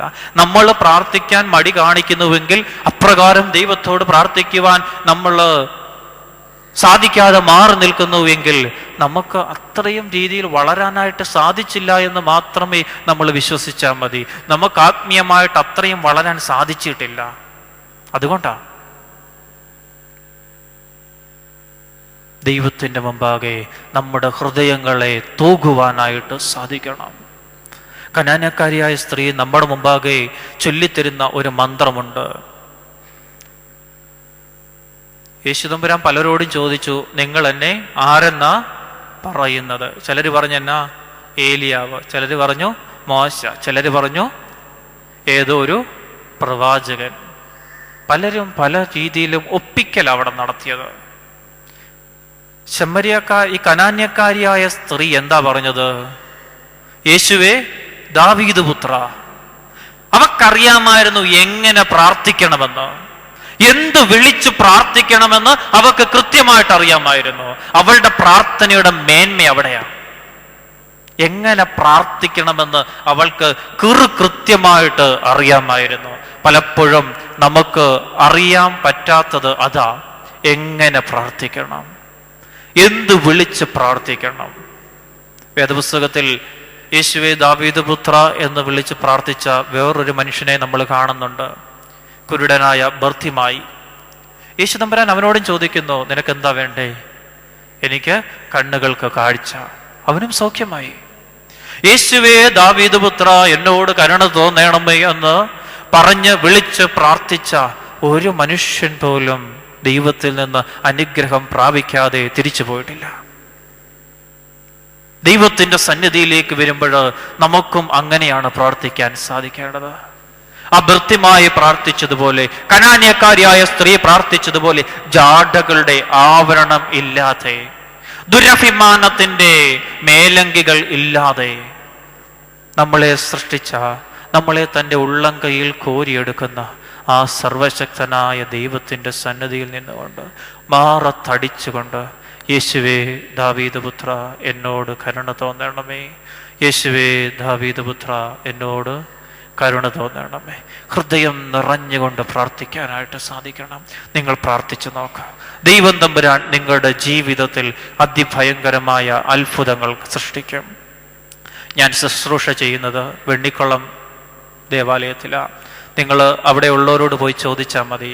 അവിടെ ഇപ്പം ഞാൻ പുതുതായിട്ട് കൊന്തയൊക്കെ ജപിപ്പിക്കാനായിട്ട് അവരെ ശീലിപ്പിച്ചിട്ടുണ്ട്. അവരെന്നോട് പറയുന്ന, അച്ഛാ എന്തെന്നറിയത്തില്ല, ഭയങ്കര ഒരു മാറ്റം ജീവിതത്തിന്. ഇതുവരെ നടക്കാതിരുന്ന പല കാര്യങ്ങളും അതിഭയങ്കരമായിട്ട് ഭയങ്കര വേഗത്തിൽ നടക്കുന്നത് അവർക്ക് മനസ്സിലാക്കാനായിട്ട് സാധിക്കുന്നു. ദൈവത്തിൻ്റെ സന്നിധിയിൽ വന്ന് നിന്നുകൊണ്ട് പ്രാർത്ഥിക്കുമ്പോൾ എന്ത് പ്രാർത്ഥിക്കണം, എങ്ങനെ പ്രാർത്ഥിക്കണമെന്ന് നമ്മൾ മനസ്സിലാക്കണം. യാക്കോബിനെ കുറിച്ച് പറയുന്നുണ്ട്, തൻ്റെ അമ്മാവന്റെ അടുക്കൽ നിന്ന് അല്ലെങ്കിൽ അമ്മായിപ്പന്റെ അടുക്കൽ നിന്നോ തൻ്റെ ജ്യേഷ്ഠനാകുന്ന ഏശാവിന്റെ സമീപത്തേക്ക് തിരിച്ചു കടന്നു വരുമ്പോൾ തൻ്റെ ആടുകളെയും കന്നുകാലികളെയും ഒട്ടകങ്ങളെയും എല്ലാം മുന്നിൽ കയറ്റി വിട്ടു. യബ്ബോക്ക് കടവിന്റെ തീരത്ത് വരുമ്പോൾ തൻ്റെ ഭാര്യയെയും കുഞ്ഞുങ്ങളെയും എല്ലാം കയറ്റി വിട്ടു. അവിടെ പ്രത്യേകം പറഞ്ഞാൽ മതി, ഒരു വാക്കുണ്ട്, യാക്കോബ് മാത്രം ഇക്കരെ ശേഷിച്ചു. ഒരു ദൂതൻ പുലരും വരെ അവനോട് മല്ല് പിടിച്ചു. യാക്കോബ് മാത്രം ഇക്കരെ ശേഷിച്ചു. ഒരു ദൂതൻ പുലരും വരെ അവനോട് മല്ല് പിടിച്ചു. നമ്മൾ ശ്രദ്ധിച്ചാൽ മതി, നമ്മുടെ ജീവിതത്തിലോട്ട് നമുക്ക് പണവും പ്രതാപവും ആരോഗ്യവും ഒക്കെ ഉള്ളപ്പോഴും നമുക്കൊരു വേദനയും വരത്തില്ല. പക്ഷെങ്കിൽ നമുക്ക് ശക്തി ക്ഷയിക്കുമ്പോൾ, സാമ്പത്തികമായ ബുദ്ധിമുട്ടുകളൊക്കെ വരുമ്പോൾ, ഭീഷണികളും പ്രയാസങ്ങളും അതുപോലെ തന്നെ ആപത്തുകളും ഒക്കെ അടിക്കടി നമുക്ക് വരുന്നത് നമുക്ക് മനസ്സിലാക്കാനായിട്ട് സാധിക്കും. നമ്മൾ ശക്തന്മാരായിട്ട് നടക്കുമ്പോൾ ഇതൊന്നും നമ്മളെ ഏശത്തില്ല. നമുക്ക് എന്തെങ്കിലും വീക്ക്നെസ്സുകളൊക്കെ വരുമ്പോൾ, പരാധീനതകൾ പ്രയാസങ്ങളൊക്കെ വരുമ്പോഴാ രോഗം വരും, ശത്രുക്കളുടെ ഭീഷണി വരും, സ്വന്തക്കാരും ബന്ധുക്കാരും ഭാര്യയും വരും, മക്കളും ഒക്കെ നമ്മളെ തള്ളിപ്പറയും. അങ്ങനെ ഒത്തിരി കാര്യങ്ങൾ നമ്മുടെ ജീവിതത്തിൽ കടന്നു വരും. യാക്കോബ് നദിക്ക് ഇക്കരെ വെച്ച് നേരിട്ടത് അതാ. അവിടെ യാക്കോബ് നമുക്ക് കാണിച്ചു തരുന്ന ഒരു മാതൃകയും കൂടെ ഉണ്ട്. യാക്കോബ് തന്നോട് മല്ല് പിടിച്ച ദൂതനെ പിടിച്ചിട്ട് എന്നാ പറഞ്ഞത്? നീ എന്നെ അനുഗ്രഹിച്ചല്ലാതെ ഞാൻ നിന്നെ വിടുകയില്ല. നമ്മുടെ ദുരിതങ്ങളുടെയും പ്രയാസങ്ങളുടെയും കയത്തിൽ നമ്മൾ വീഴുമ്പോൾ കനാന്യക്കാരിയായ സ്ത്രീ പറയുന്നു, നീ ലെജിറ്റിമേറ്റായ അതോറിറ്റിയുടെ സമീപത്തേക്ക് വരണം. മാറത്തടിച്ചുകൊണ്ട് ദൈവത്തോട് കരഞ്ഞു പ്രാർത്ഥിക്കുവാനായിട്ട് നിനക്ക് സാധിക്കണം. യാക്കോബ് നമ്മളോട് പറയുന്നു, നീ ദൈവത്തോട് പറയണം, എന്നെ അനുഗ്രഹിച്ചല്ലാതെ ഞാൻ നിന്നെ വിടുകയില്ല. ദൈവത്തോട് നമുക്ക് പറയാനായിട്ട് ഈ ലോകം മുഴുവനും നമ്മളെ പുച്ഛിക്കും. നിങ്ങൾ രാവിലെ ഭവനത്തിൽ നിന്ന് ഒരുങ്ങി പള്ളിയിലോട്ട് വരുമ്പോൾ പരിമലയ്ക്ക് വരുവാണ് എന്നറിഞ്ഞുകൊണ്ട് സമീപത്തെ വീടുകളിലെ സ്നേഹമതികളായ ശ്രീമതികൾ പറയും, അവളുടെ രാവിലെ കെട്ടിയൊരുങ്ങി പോകുന്നു. പക്ഷെങ്കിൽ നമുക്ക് നേടുവാനായിട്ട് പലതുമുണ്ട്, നഷ്ടപ്പെടുവാനായിട്ട് ഒന്നുമില്ല എന്നുള്ള യാഥാർത്ഥ്യം നമ്മൾ മനസ്സിലാക്കണം. നമുക്ക് ക്രിസ്തുവിന്റെ സമീപത്തു നിന്ന്, ദൈവത്തിന്റെ സന്നിധിയിൽ നിന്ന് പലതും നേടുവാനായിട്ട് സാധിക്കണം. കനന്യക്കാരിയായ സ്ത്രീ പ്രാർത്ഥിച്ച പ്രാർത്ഥന: യേശുവേ ദാവീദ് പുത്ര എന്നോട് കരുണ തോന്നണമേ. യേശുവേ ദാവീദ് പുത്ര എന്നോട് കരുണ തോന്നണമേ. ഞാൻ എന്നെ തന്നെ പൊക്കിയൊന്നും പറയുമൊന്നുമല്ല, ഒരനുഭവ സാക്ഷ്യം പറയുക. ഞാൻ ശുശ്രൂഷ ചെയ്യുന്ന ദേവാലയത്തിൽ ഒരു ദിവസം ഒരു അമ്മച്ചി വയ്യാതെ കിടക്കുന്നു എന്ന് പറഞ്ഞു. അപ്പോൾ ഞാൻ വൈകിട്ട് ഒരു 3 മണി 4 മണിയൊക്കെ ആയി ആ സമയത്താണ് ചെല്ലുന്നത്. ചെന്നപ്പോൾ അവരുടെ മകന്, അദ്ദേഹം വെളിയിലാണ് ജോലി ചെയ്യുന്നത്, എന്നെ വിളിച്ചിട്ട് പറഞ്ഞു, അച്ഛാ അമ്മച്ചിക്ക് തൈലാഭിഷേകം കൊടുക്കണം. അപ്പം എൻ്റെ ഈ കറുത്ത കുപ്പായ്മ പുസ്തകമൊന്നുമില്ല, ഞാൻ വെറും ഒരു ഭവന സന്ദർശനത്തിന് വേണ്ടി പെട്ടെന്ന് കയറി ചെന്നതാണ്. അപ്പം ഞാൻ പറഞ്ഞു, നാളെയാട്ട് ഞാൻ വന്ന് ചെയ്തോളാം, ഓക്കെ എന്ന് പറഞ്ഞ് ഫോൺ വെച്ചു. ഞാൻ അന്നേരം അങ്ങനെ ആലോചിച്ചു, അമ്മച്ചിയുടെ അവസ്ഥ കണ്ടിട്ട് നാളെ തൈലാഭിഷേകം നടത്തുന്നത് അത്ര ശരിയല്ല എന്ന് എനിക്ക് തന്നെ തോന്നി. ഞാൻ പെട്ടെന്ന് വീട്ടിൽ ചെന്നു, കറുത്ത കുപ്പായൊക്കെ എടുത്തു. എന്നിട്ട് അവരെ വിളിച്ചിട്ട് ഞാൻ പറഞ്ഞു, 4 മണിയാകുമ്പോൾ ഞാൻ വരും, നമുക്ക് തൈലാഭിഷേകം. ഞാൻ നോക്കിയപ്പോൾ അന്തരീക്ഷം ഭയങ്കരം മേഘാവൃതമായിട്ട് നിൽക്കുന്നു, ഭയങ്കരം കാറ്റൊക്കെ വീശുന്നു, മഴ ഇപ്പം വീഴും. എനിക്കുള്ളത് ഒരു ചെറിയ സ്കൂട്ടറാണ്. അവത്തെ പോയി കഴിഞ്ഞാൽ തൈലാഭിഷേകം നടത്താനായിട്ട് പറ്റത്തുമില്ല. എന്നാ ചെയ്യണം? മഴ പെയ്ത് കഴിഞ്ഞാൽ നമുക്കറിയാം, വൈകിട്ടത്തെ മഴ രാത്രി 10 മണി വരെ കാണും. പിറ്റേന്ന് രാവിലെ തൈലാഭിഷേകം നടത്താൻ പറ്റുമോ എന്ന് ഉറപ്പുമില്ല. ഞാൻ സ്കൂട്ടർ എടുത്ത് ഔത്തയിലിരുന്നു. യേശുവേ ദാവീദ് പുത്ര എന്നോട് കരുണ തോന്നണമേ എന്ന് പറഞ്ഞുകൊണ്ട് തന്നെ ഞാൻ വണ്ടി ഓടിച്ചു. അത്ഭുതകരമെന്ന് പറയട്ടെ, ഞാൻ അവിടെ ചെന്നു, തൈലാഭിഷേകം നടത്തി, അവരോട് കുറച്ചു നേരം വർത്തമാനമൊക്കെ പറഞ്ഞിരുന്നു. അവർ കാപ്പി തന്നു, അത് കുടിച്ചു. തിരിച്ച് ഭവനത്തിലോട്ട് വരുമ്പം ഞാൻ കണ്ടു, ഞാൻ വന്ന പകുതി റോഡ് വരെ നന്നായിട്ട് മഴയും പെയ്ത് അതുവഴി വെള്ളം കുത്തി ഒഴുകിപ്പോകുന്നു. ഞാൻ ആ തൈലാഭിഷേകം നടത്തിയ സ്ഥലത്ത്, വെണ്ണിക്കുളം എന്ന് പറയുന്ന സ്ഥലത്ത്, ആ 2 ദിവസവും മഴ പെയ്തില്ല. നമ്മളെ ദൈവത്തിന്റെ കരങ്ങളിൽ ഏൽപ്പിച്ചു കൊടുത്തു കഴിഞ്ഞാൽ ദൈവം തമ്പുരാൻ നമ്മളെ സംരക്ഷിച്ചുകൊള്ളും. പലപ്പോഴും നമുക്ക് സാധിക്കാത്തത് ഇതാ, നമ്മുടെ ജീവിതത്തിൽ പ്രയാസങ്ങളും പ്രശ്നങ്ങളും വരുമ്പോൾ അതിനെ പരിഹരിക്കാനായിട്ട് മുൻപിലോട്ട് കടന്നു വരുന്നത് നമ്മൾ തന്നെയാണ്. നമ്മൾ അടിക്കുന്ന ഗോള് പലപ്പോഴും സെൽഫ് ഗോളായിട്ട് മാറുക. ദൈവത്തിന് കളിയിൽ പ്രാധാന്യം നമ്മൾ കൊടുക്കുന്നില്ല. നമ്മുടെ ജീവിതത്തിൽ ദൈവത്തിന് നമ്മൾ പ്രാധാന്യം കൊടുക്കുന്നില്ല. അതുകൊണ്ടാണ് നമ്മുടെ ജീവിതത്തിലെ ദുരിതങ്ങൾക്കും ദുഃഖങ്ങൾക്കും പ്രയാസങ്ങൾക്കും പലപ്പോഴും പരിഹാരം കാണുവാനായിട്ട് സാധിക്കാത്തത്. കനാന്യക്കാരിയായ സ്ത്രീ നിശ്ചയദാർഢ്യത്തോടെ കടന്നു വന്നു. ഇവിടെ നിന്ന് ഞാൻ അനുഗ്രഹം കൊണ്ട് മാത്രമേ പോകൂ. അവളുടെ കയ്യിൽ ഒരു മന്ത്രമുണ്ടായിരുന്നു, യേശുവേ ദാവീദ് പുത്ര എന്നോട് കരുണ തോന്നണം. ആ മന്ത്രം ചൊല്ലിയവരാരും അവരുടെ വേദനയുമായിട്ട് തിരിച്ചു പോയിട്ടില്ല. അവർ കരഞ്ഞുകൊണ്ടാണ് കടന്നു വന്നത് എങ്കിൽ സന്തോഷത്തോടാണ് തിരിച്ചു പോയത്. ഈ സ്ത്രീക്കും കരഞ്ഞുകൊണ്ടാണ്, അലമുറ ഇട്ടുകൊണ്ടാണ് വന്നത്. പക്ഷെങ്കിൽ തിരിച്ചു പോയപ്പോൾ സന്തോഷത്തോടു കൂടെയാണ് പോകുവാനായിട്ട് സാധിച്ചത്.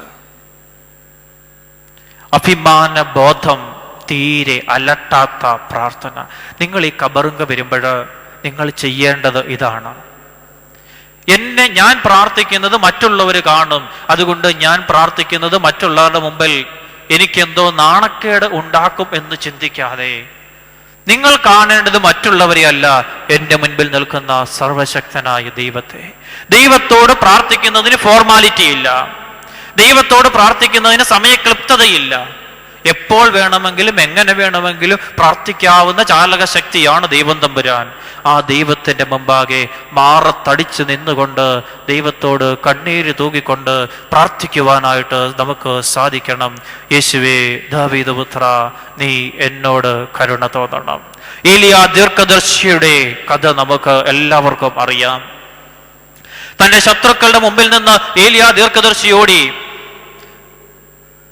ശത്രുക്കളുടെ പുരോഹിതന്മാര് കടന്നു വന്നു. ഏലിയാ ദീർഘദർശി പറഞ്ഞു, നമുക്ക് 2 പേർക്കും 2 കാളകളെ പിടിച്ച് അറുത്ത് ബലിപീഠത്തിൽ വെക്കാം. എന്നിട്ട് നിങ്ങൾ നിങ്ങളുടെ ദൈവത്തോടും ഞാൻ എൻ്റെ ദൈവത്തോടും പ്രാർത്ഥിക്കാം. അഗ്നി കൊണ്ട് ഉത്തരമരുളുന്നവനാണ് യഥാർത്ഥ ദൈവം.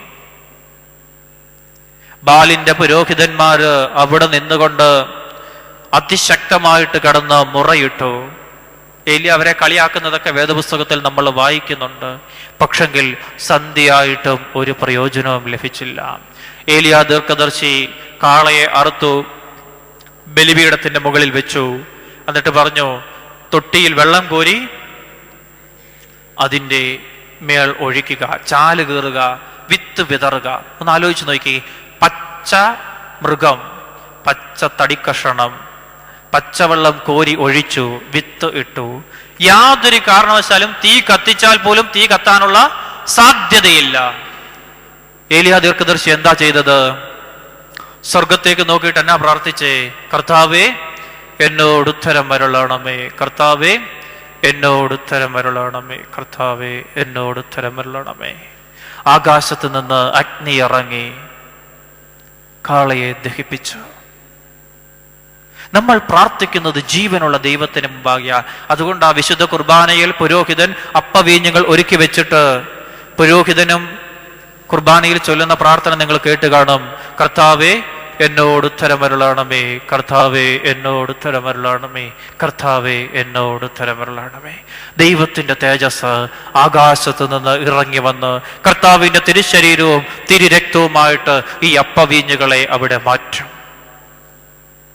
പ്രാർത്ഥനയുടെ മന്ത്രണം നമ്മുടെ ജീവിതത്തിൽ നമുക്ക് അനുഭവിച്ച് അറിയാൻ സാധിക്കുന്ന നല്ല ശീലികളുടെ ഒരു വ്യക്തതയാണ് ഇവിടെ കാണുവാനായിട്ട് സാധിക്കുന്നത്. ഞാൻ നിങ്ങളോടെല്ലാവരോടും പറയുക, നിങ്ങൾ തിരിച്ച് ഭവനങ്ങളിലോട്ട് പോകുമ്പോഴും കൂട്ടം കൂടി വർത്താനം പറഞ്ഞുകൊണ്ട് പോകാതെ, ഭവനത്തിൽ ചെന്ന് മറ്റു ജോലികളൊക്കെ ചെയ്യുമ്പോൾ വേറെ ലോക കാര്യങ്ങളൊക്കെ ആലോചിച്ചു കൊണ്ടിരിക്കാതെ, ചുമ്മാതെ കട്ടിലേക്ക് കിടന്ന് സിനിമ കാണുകയും അല്ലെങ്കിൽ മറ്റു മാസികകളൊക്കെ വായിച്ച് ഹരം കൊള്ളുകയും ചെയ്യാതെ നിങ്ങളും നിങ്ങളുടെ ജീവിതത്തിൽ എപ്പോഴും ഇങ്ങനെ ഉരുവിട്ടുകൊണ്ടിരിക്കണം. യേശുവേ ദാവീദ് പുത്ര എന്നോട് കരുണ ചെയ്യണമേ, യേശുവേ ദാവീദ് പുത്ര എന്നോട് കരുണ നിങ്ങൾ നോക്കിയാൽ മതി.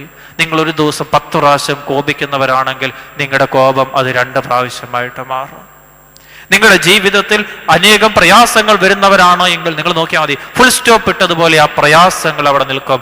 അനുഭവം കൊണ്ട് ഞാൻ പറയുകയാ, വെറുതെ പറഞ്ഞ് കയ്യടി മേടിച്ചു കൊണ്ട് പോവുകയൊന്നുമല്ല. ജീവിതത്തിൽ കാച്ചിക്കുറുക്കിയ അനുഭവത്തിന്റെ വെളിച്ചത്തിലാണ് പറയുന്നത്. നിങ്ങൾ ചെയ്തു നോക്കുക, ഒരിക്കലും അത് ഉപേക്ഷിക്കപ്പെട്ട പ്രാർത്ഥനയായിട്ട് തീരുകയില്ല എന്നത് നിസ്തർക്കമാണ്. ദൈവത്തിന്റെ മുമ്പാകെ നമുക്ക് അപ്രകാരം പ്രാർത്ഥിക്കുവാനായിട്ട് സാധിക്കണം. യേശുവേ ദാവീദ് പുത്ര എന്നോട് കരുണ തോന്നണം. ഒരു പാട്ട് നമുക്ക് പാടാം. ക്രിസ്തീയ ജീവിതം സൗഭാഗ്യ ജീവിതം,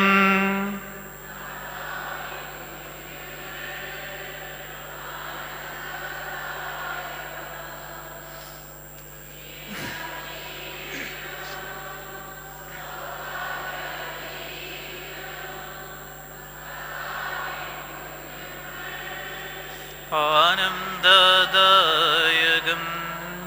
കഷ്ടങ്ങൾ വന്നാലും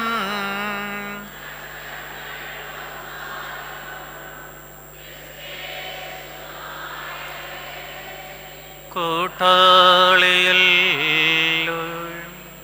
കഷ്ടങ്ങൾ വന്നാലും നഷ്ടങ്ങൾ വന്നാലും ക്രിസ്തേശു നായകൻ കൂട്ടാളിയാൽ നീ. ക്രിസ്തീയ ജീവിതം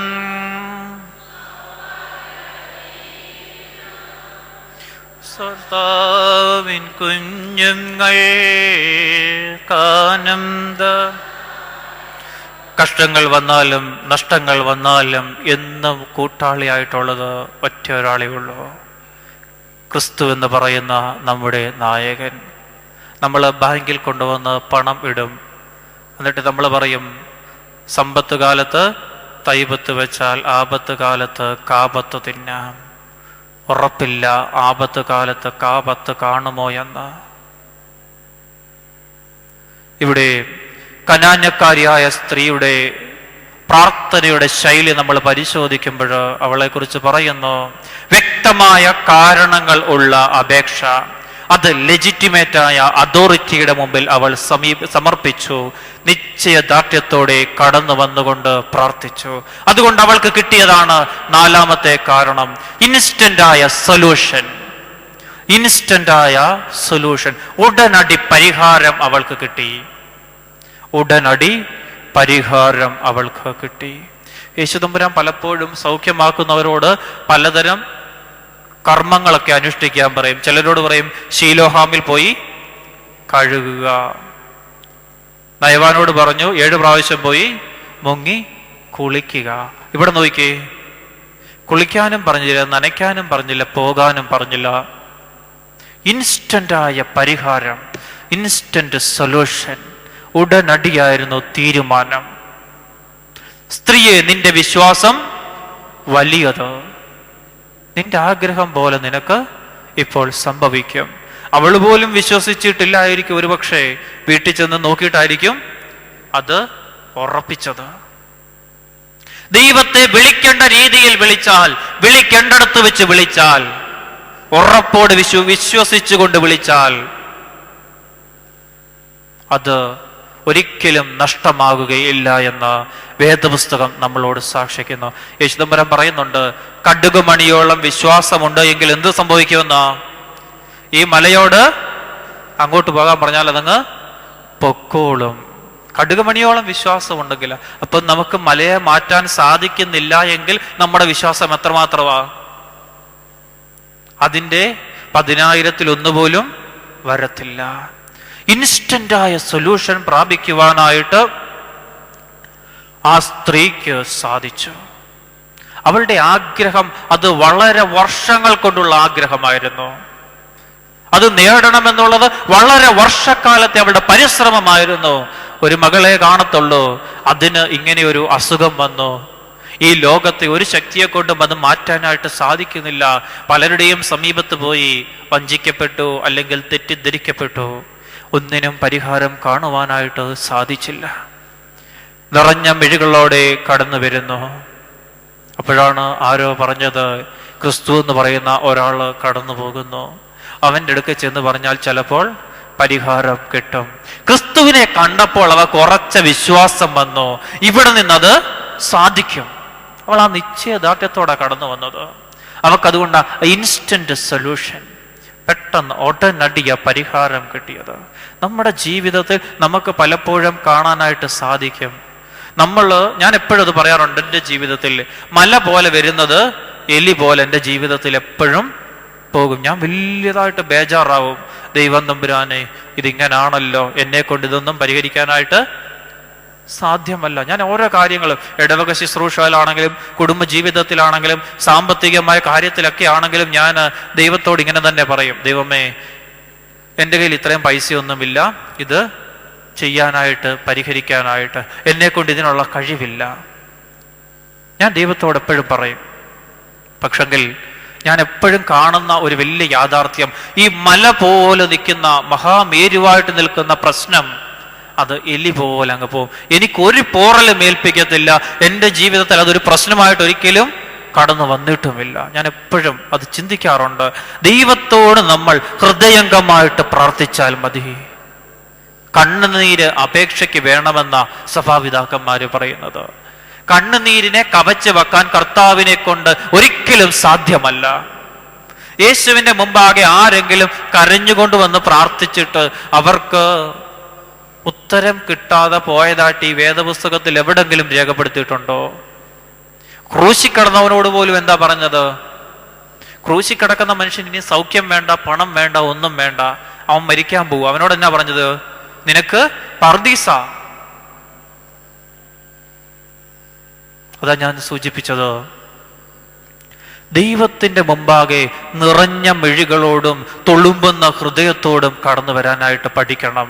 ആ നിറഞ്ഞ മിഴികളോടും തുളുമ്പുന്ന ഹൃദയത്തോടും കൂടെ കടന്നു വന്നാൽ നിറഞ്ഞ ഹൃദയത്തോടും തുളുമ്പുന്ന കണ്ണുകളോടും കൂടെ നിങ്ങൾ തിരിച്ചു പോകും. ഒരിക്കലും സംശയമില്ലാത്ത യാഥാർത്ഥ്യമാണ്. എനിക്ക് അറിയാവുന്ന ഒരു അനുഭവ കഥയാണ്.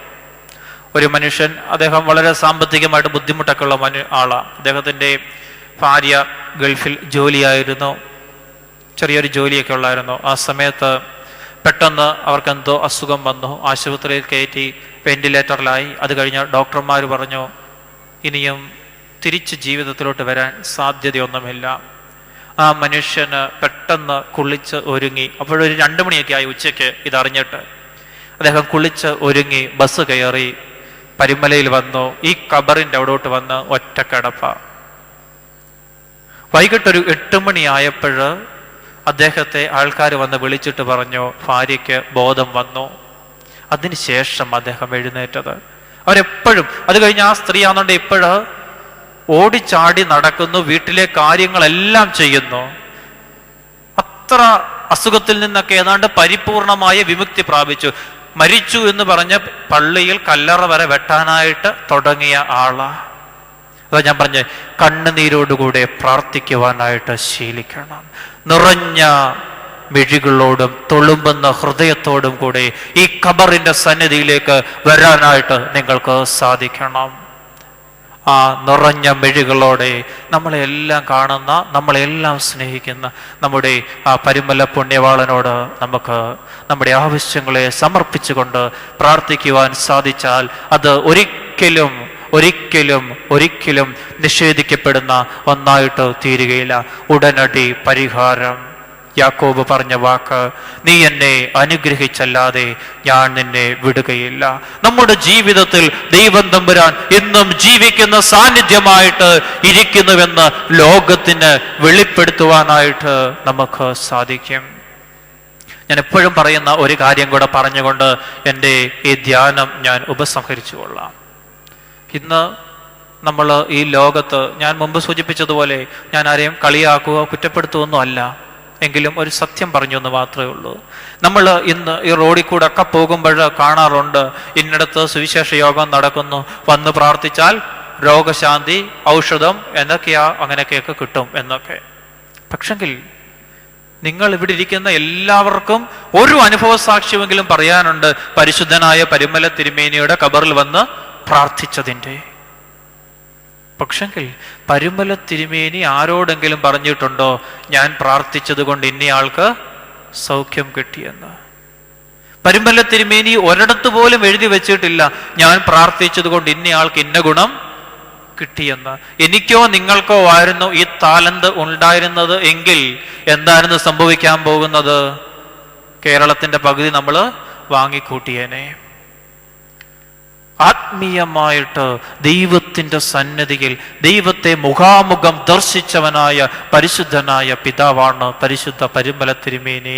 സങ്കീർത്തനക്കാരൻ പറയുന്ന വാക്ക്, നിന്റെ ആലയത്തിൻ്റെ വാതിൽ കാവൽക്കാരൻ ആയിരിക്കുന്നത് എനിക്ക് ഏറെ ഇഷ്ടം.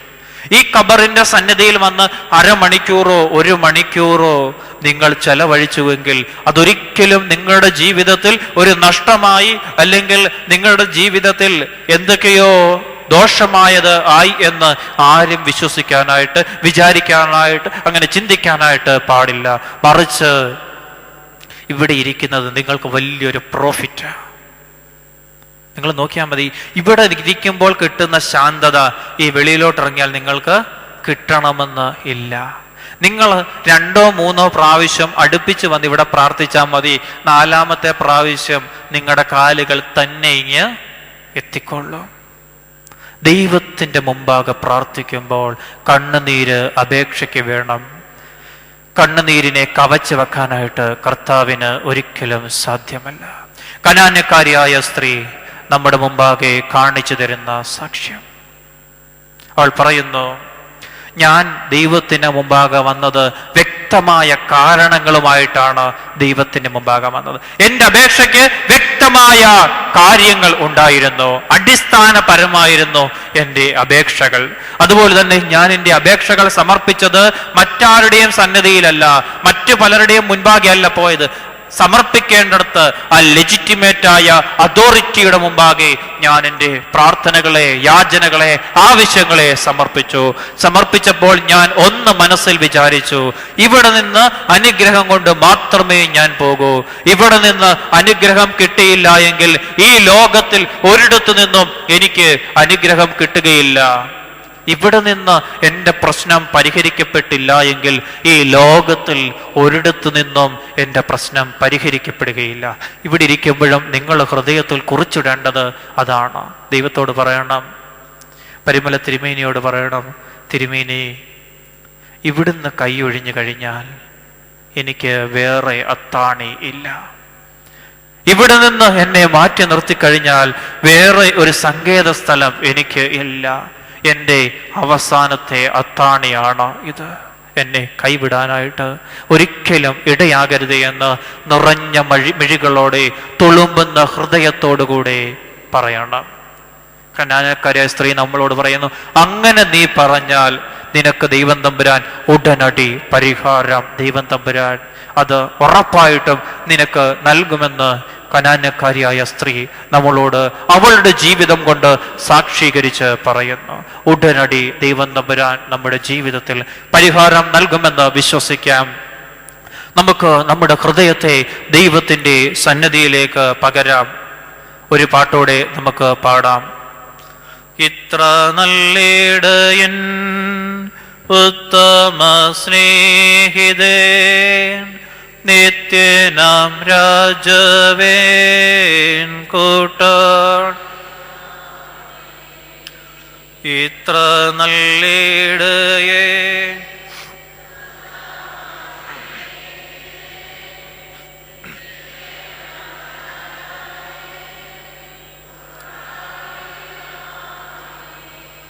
എന്തിനീ ഭാരങ്ങൾ എന്തിനീ വ്യാകുലം കർത്താവിൻ കുഞ്ഞുങ്ങൾ പാട്ടുപ എന്തിനീ ഭാരങ്ങൾ എന്തിനീ വ്യാകുലം കർത്താവിൻ കുഞ്ഞുങ്ങൾ ക്രിസ്തീയ ജീവിതം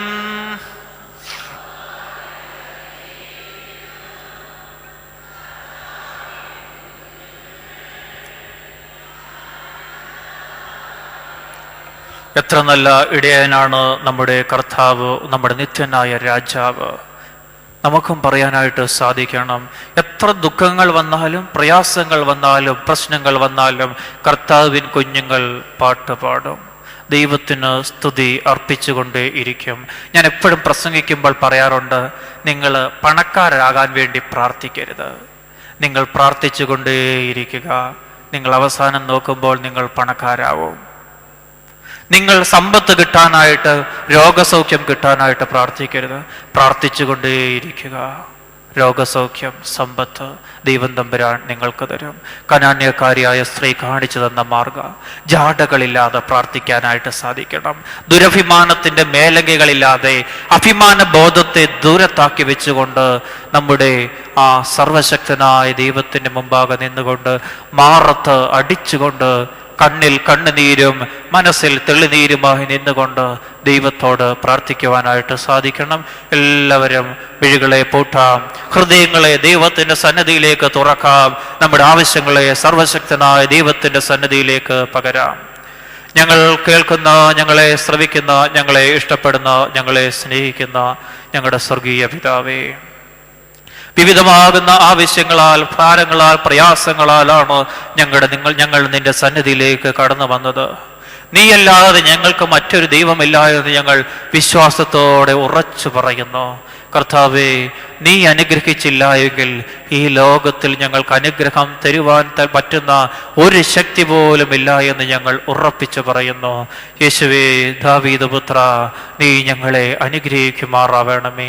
രോഗങ്ങൾക്ക്, പ്രയാസങ്ങൾക്ക്, മാനസികമാകുന്ന വ്യതകൾക്ക്, സാമ്പത്തികമാകുന്ന പ്രയാസങ്ങൾക്കൊക്കെ നീ ആശ്വാസം പ്രദാനം ചെയ്യുമാറാവണമേ. പഠനത്തിൽ ഏർപ്പെട്ടിരിക്കുന്ന മക്കളെ കർത്തൃക്കരങ്ങളിൽ സമർപ്പിക്കുന്നു. ലോകത്തിന്റെ കുടുക്കുകളിലും കെണികളിലും പെട്ടുപോവാതെ നിന്നെ അറിയുന്ന നല്ല സന്താനങ്ങളാക്കി അവരെ തീർക്കുമാറാവണമേ. പഠിക്കുന്നതിനാവശ്യമായ ബുദ്ധി, ശക്തി, ഉത്സാഹം, നല്ല ഭാവിയൊക്കെ അവർക്ക് നീ പ്രദാനം ചെയ്യുമാറാവണമേ. കടന്നു വന്നവരെല്ലാം തൃക്കരങ്ങളിൽ സമർപ്പിച്ചുകൊണ്ട് പ്രാർത്ഥിക്കുന്നു. ഹൃദയം നിന്നോട് ചേർത്ത് വെച്ചുകൊണ്ട്, ഹൃദയത്തെ നിന്റെ മുമ്പാകെ കാണിക്കയായി സമർപ്പിച്ചുകൊണ്ട്, നിന്റെ മുമ്പാകെ മനസ്സ് തുറന്ന് കരയുന്ന, ഏങ്ങലടിച്ച് കരയുന്ന നിന്റെ സന്താനങ്ങളെ എല്ലാം നീ കാണുമാറാവണമേ.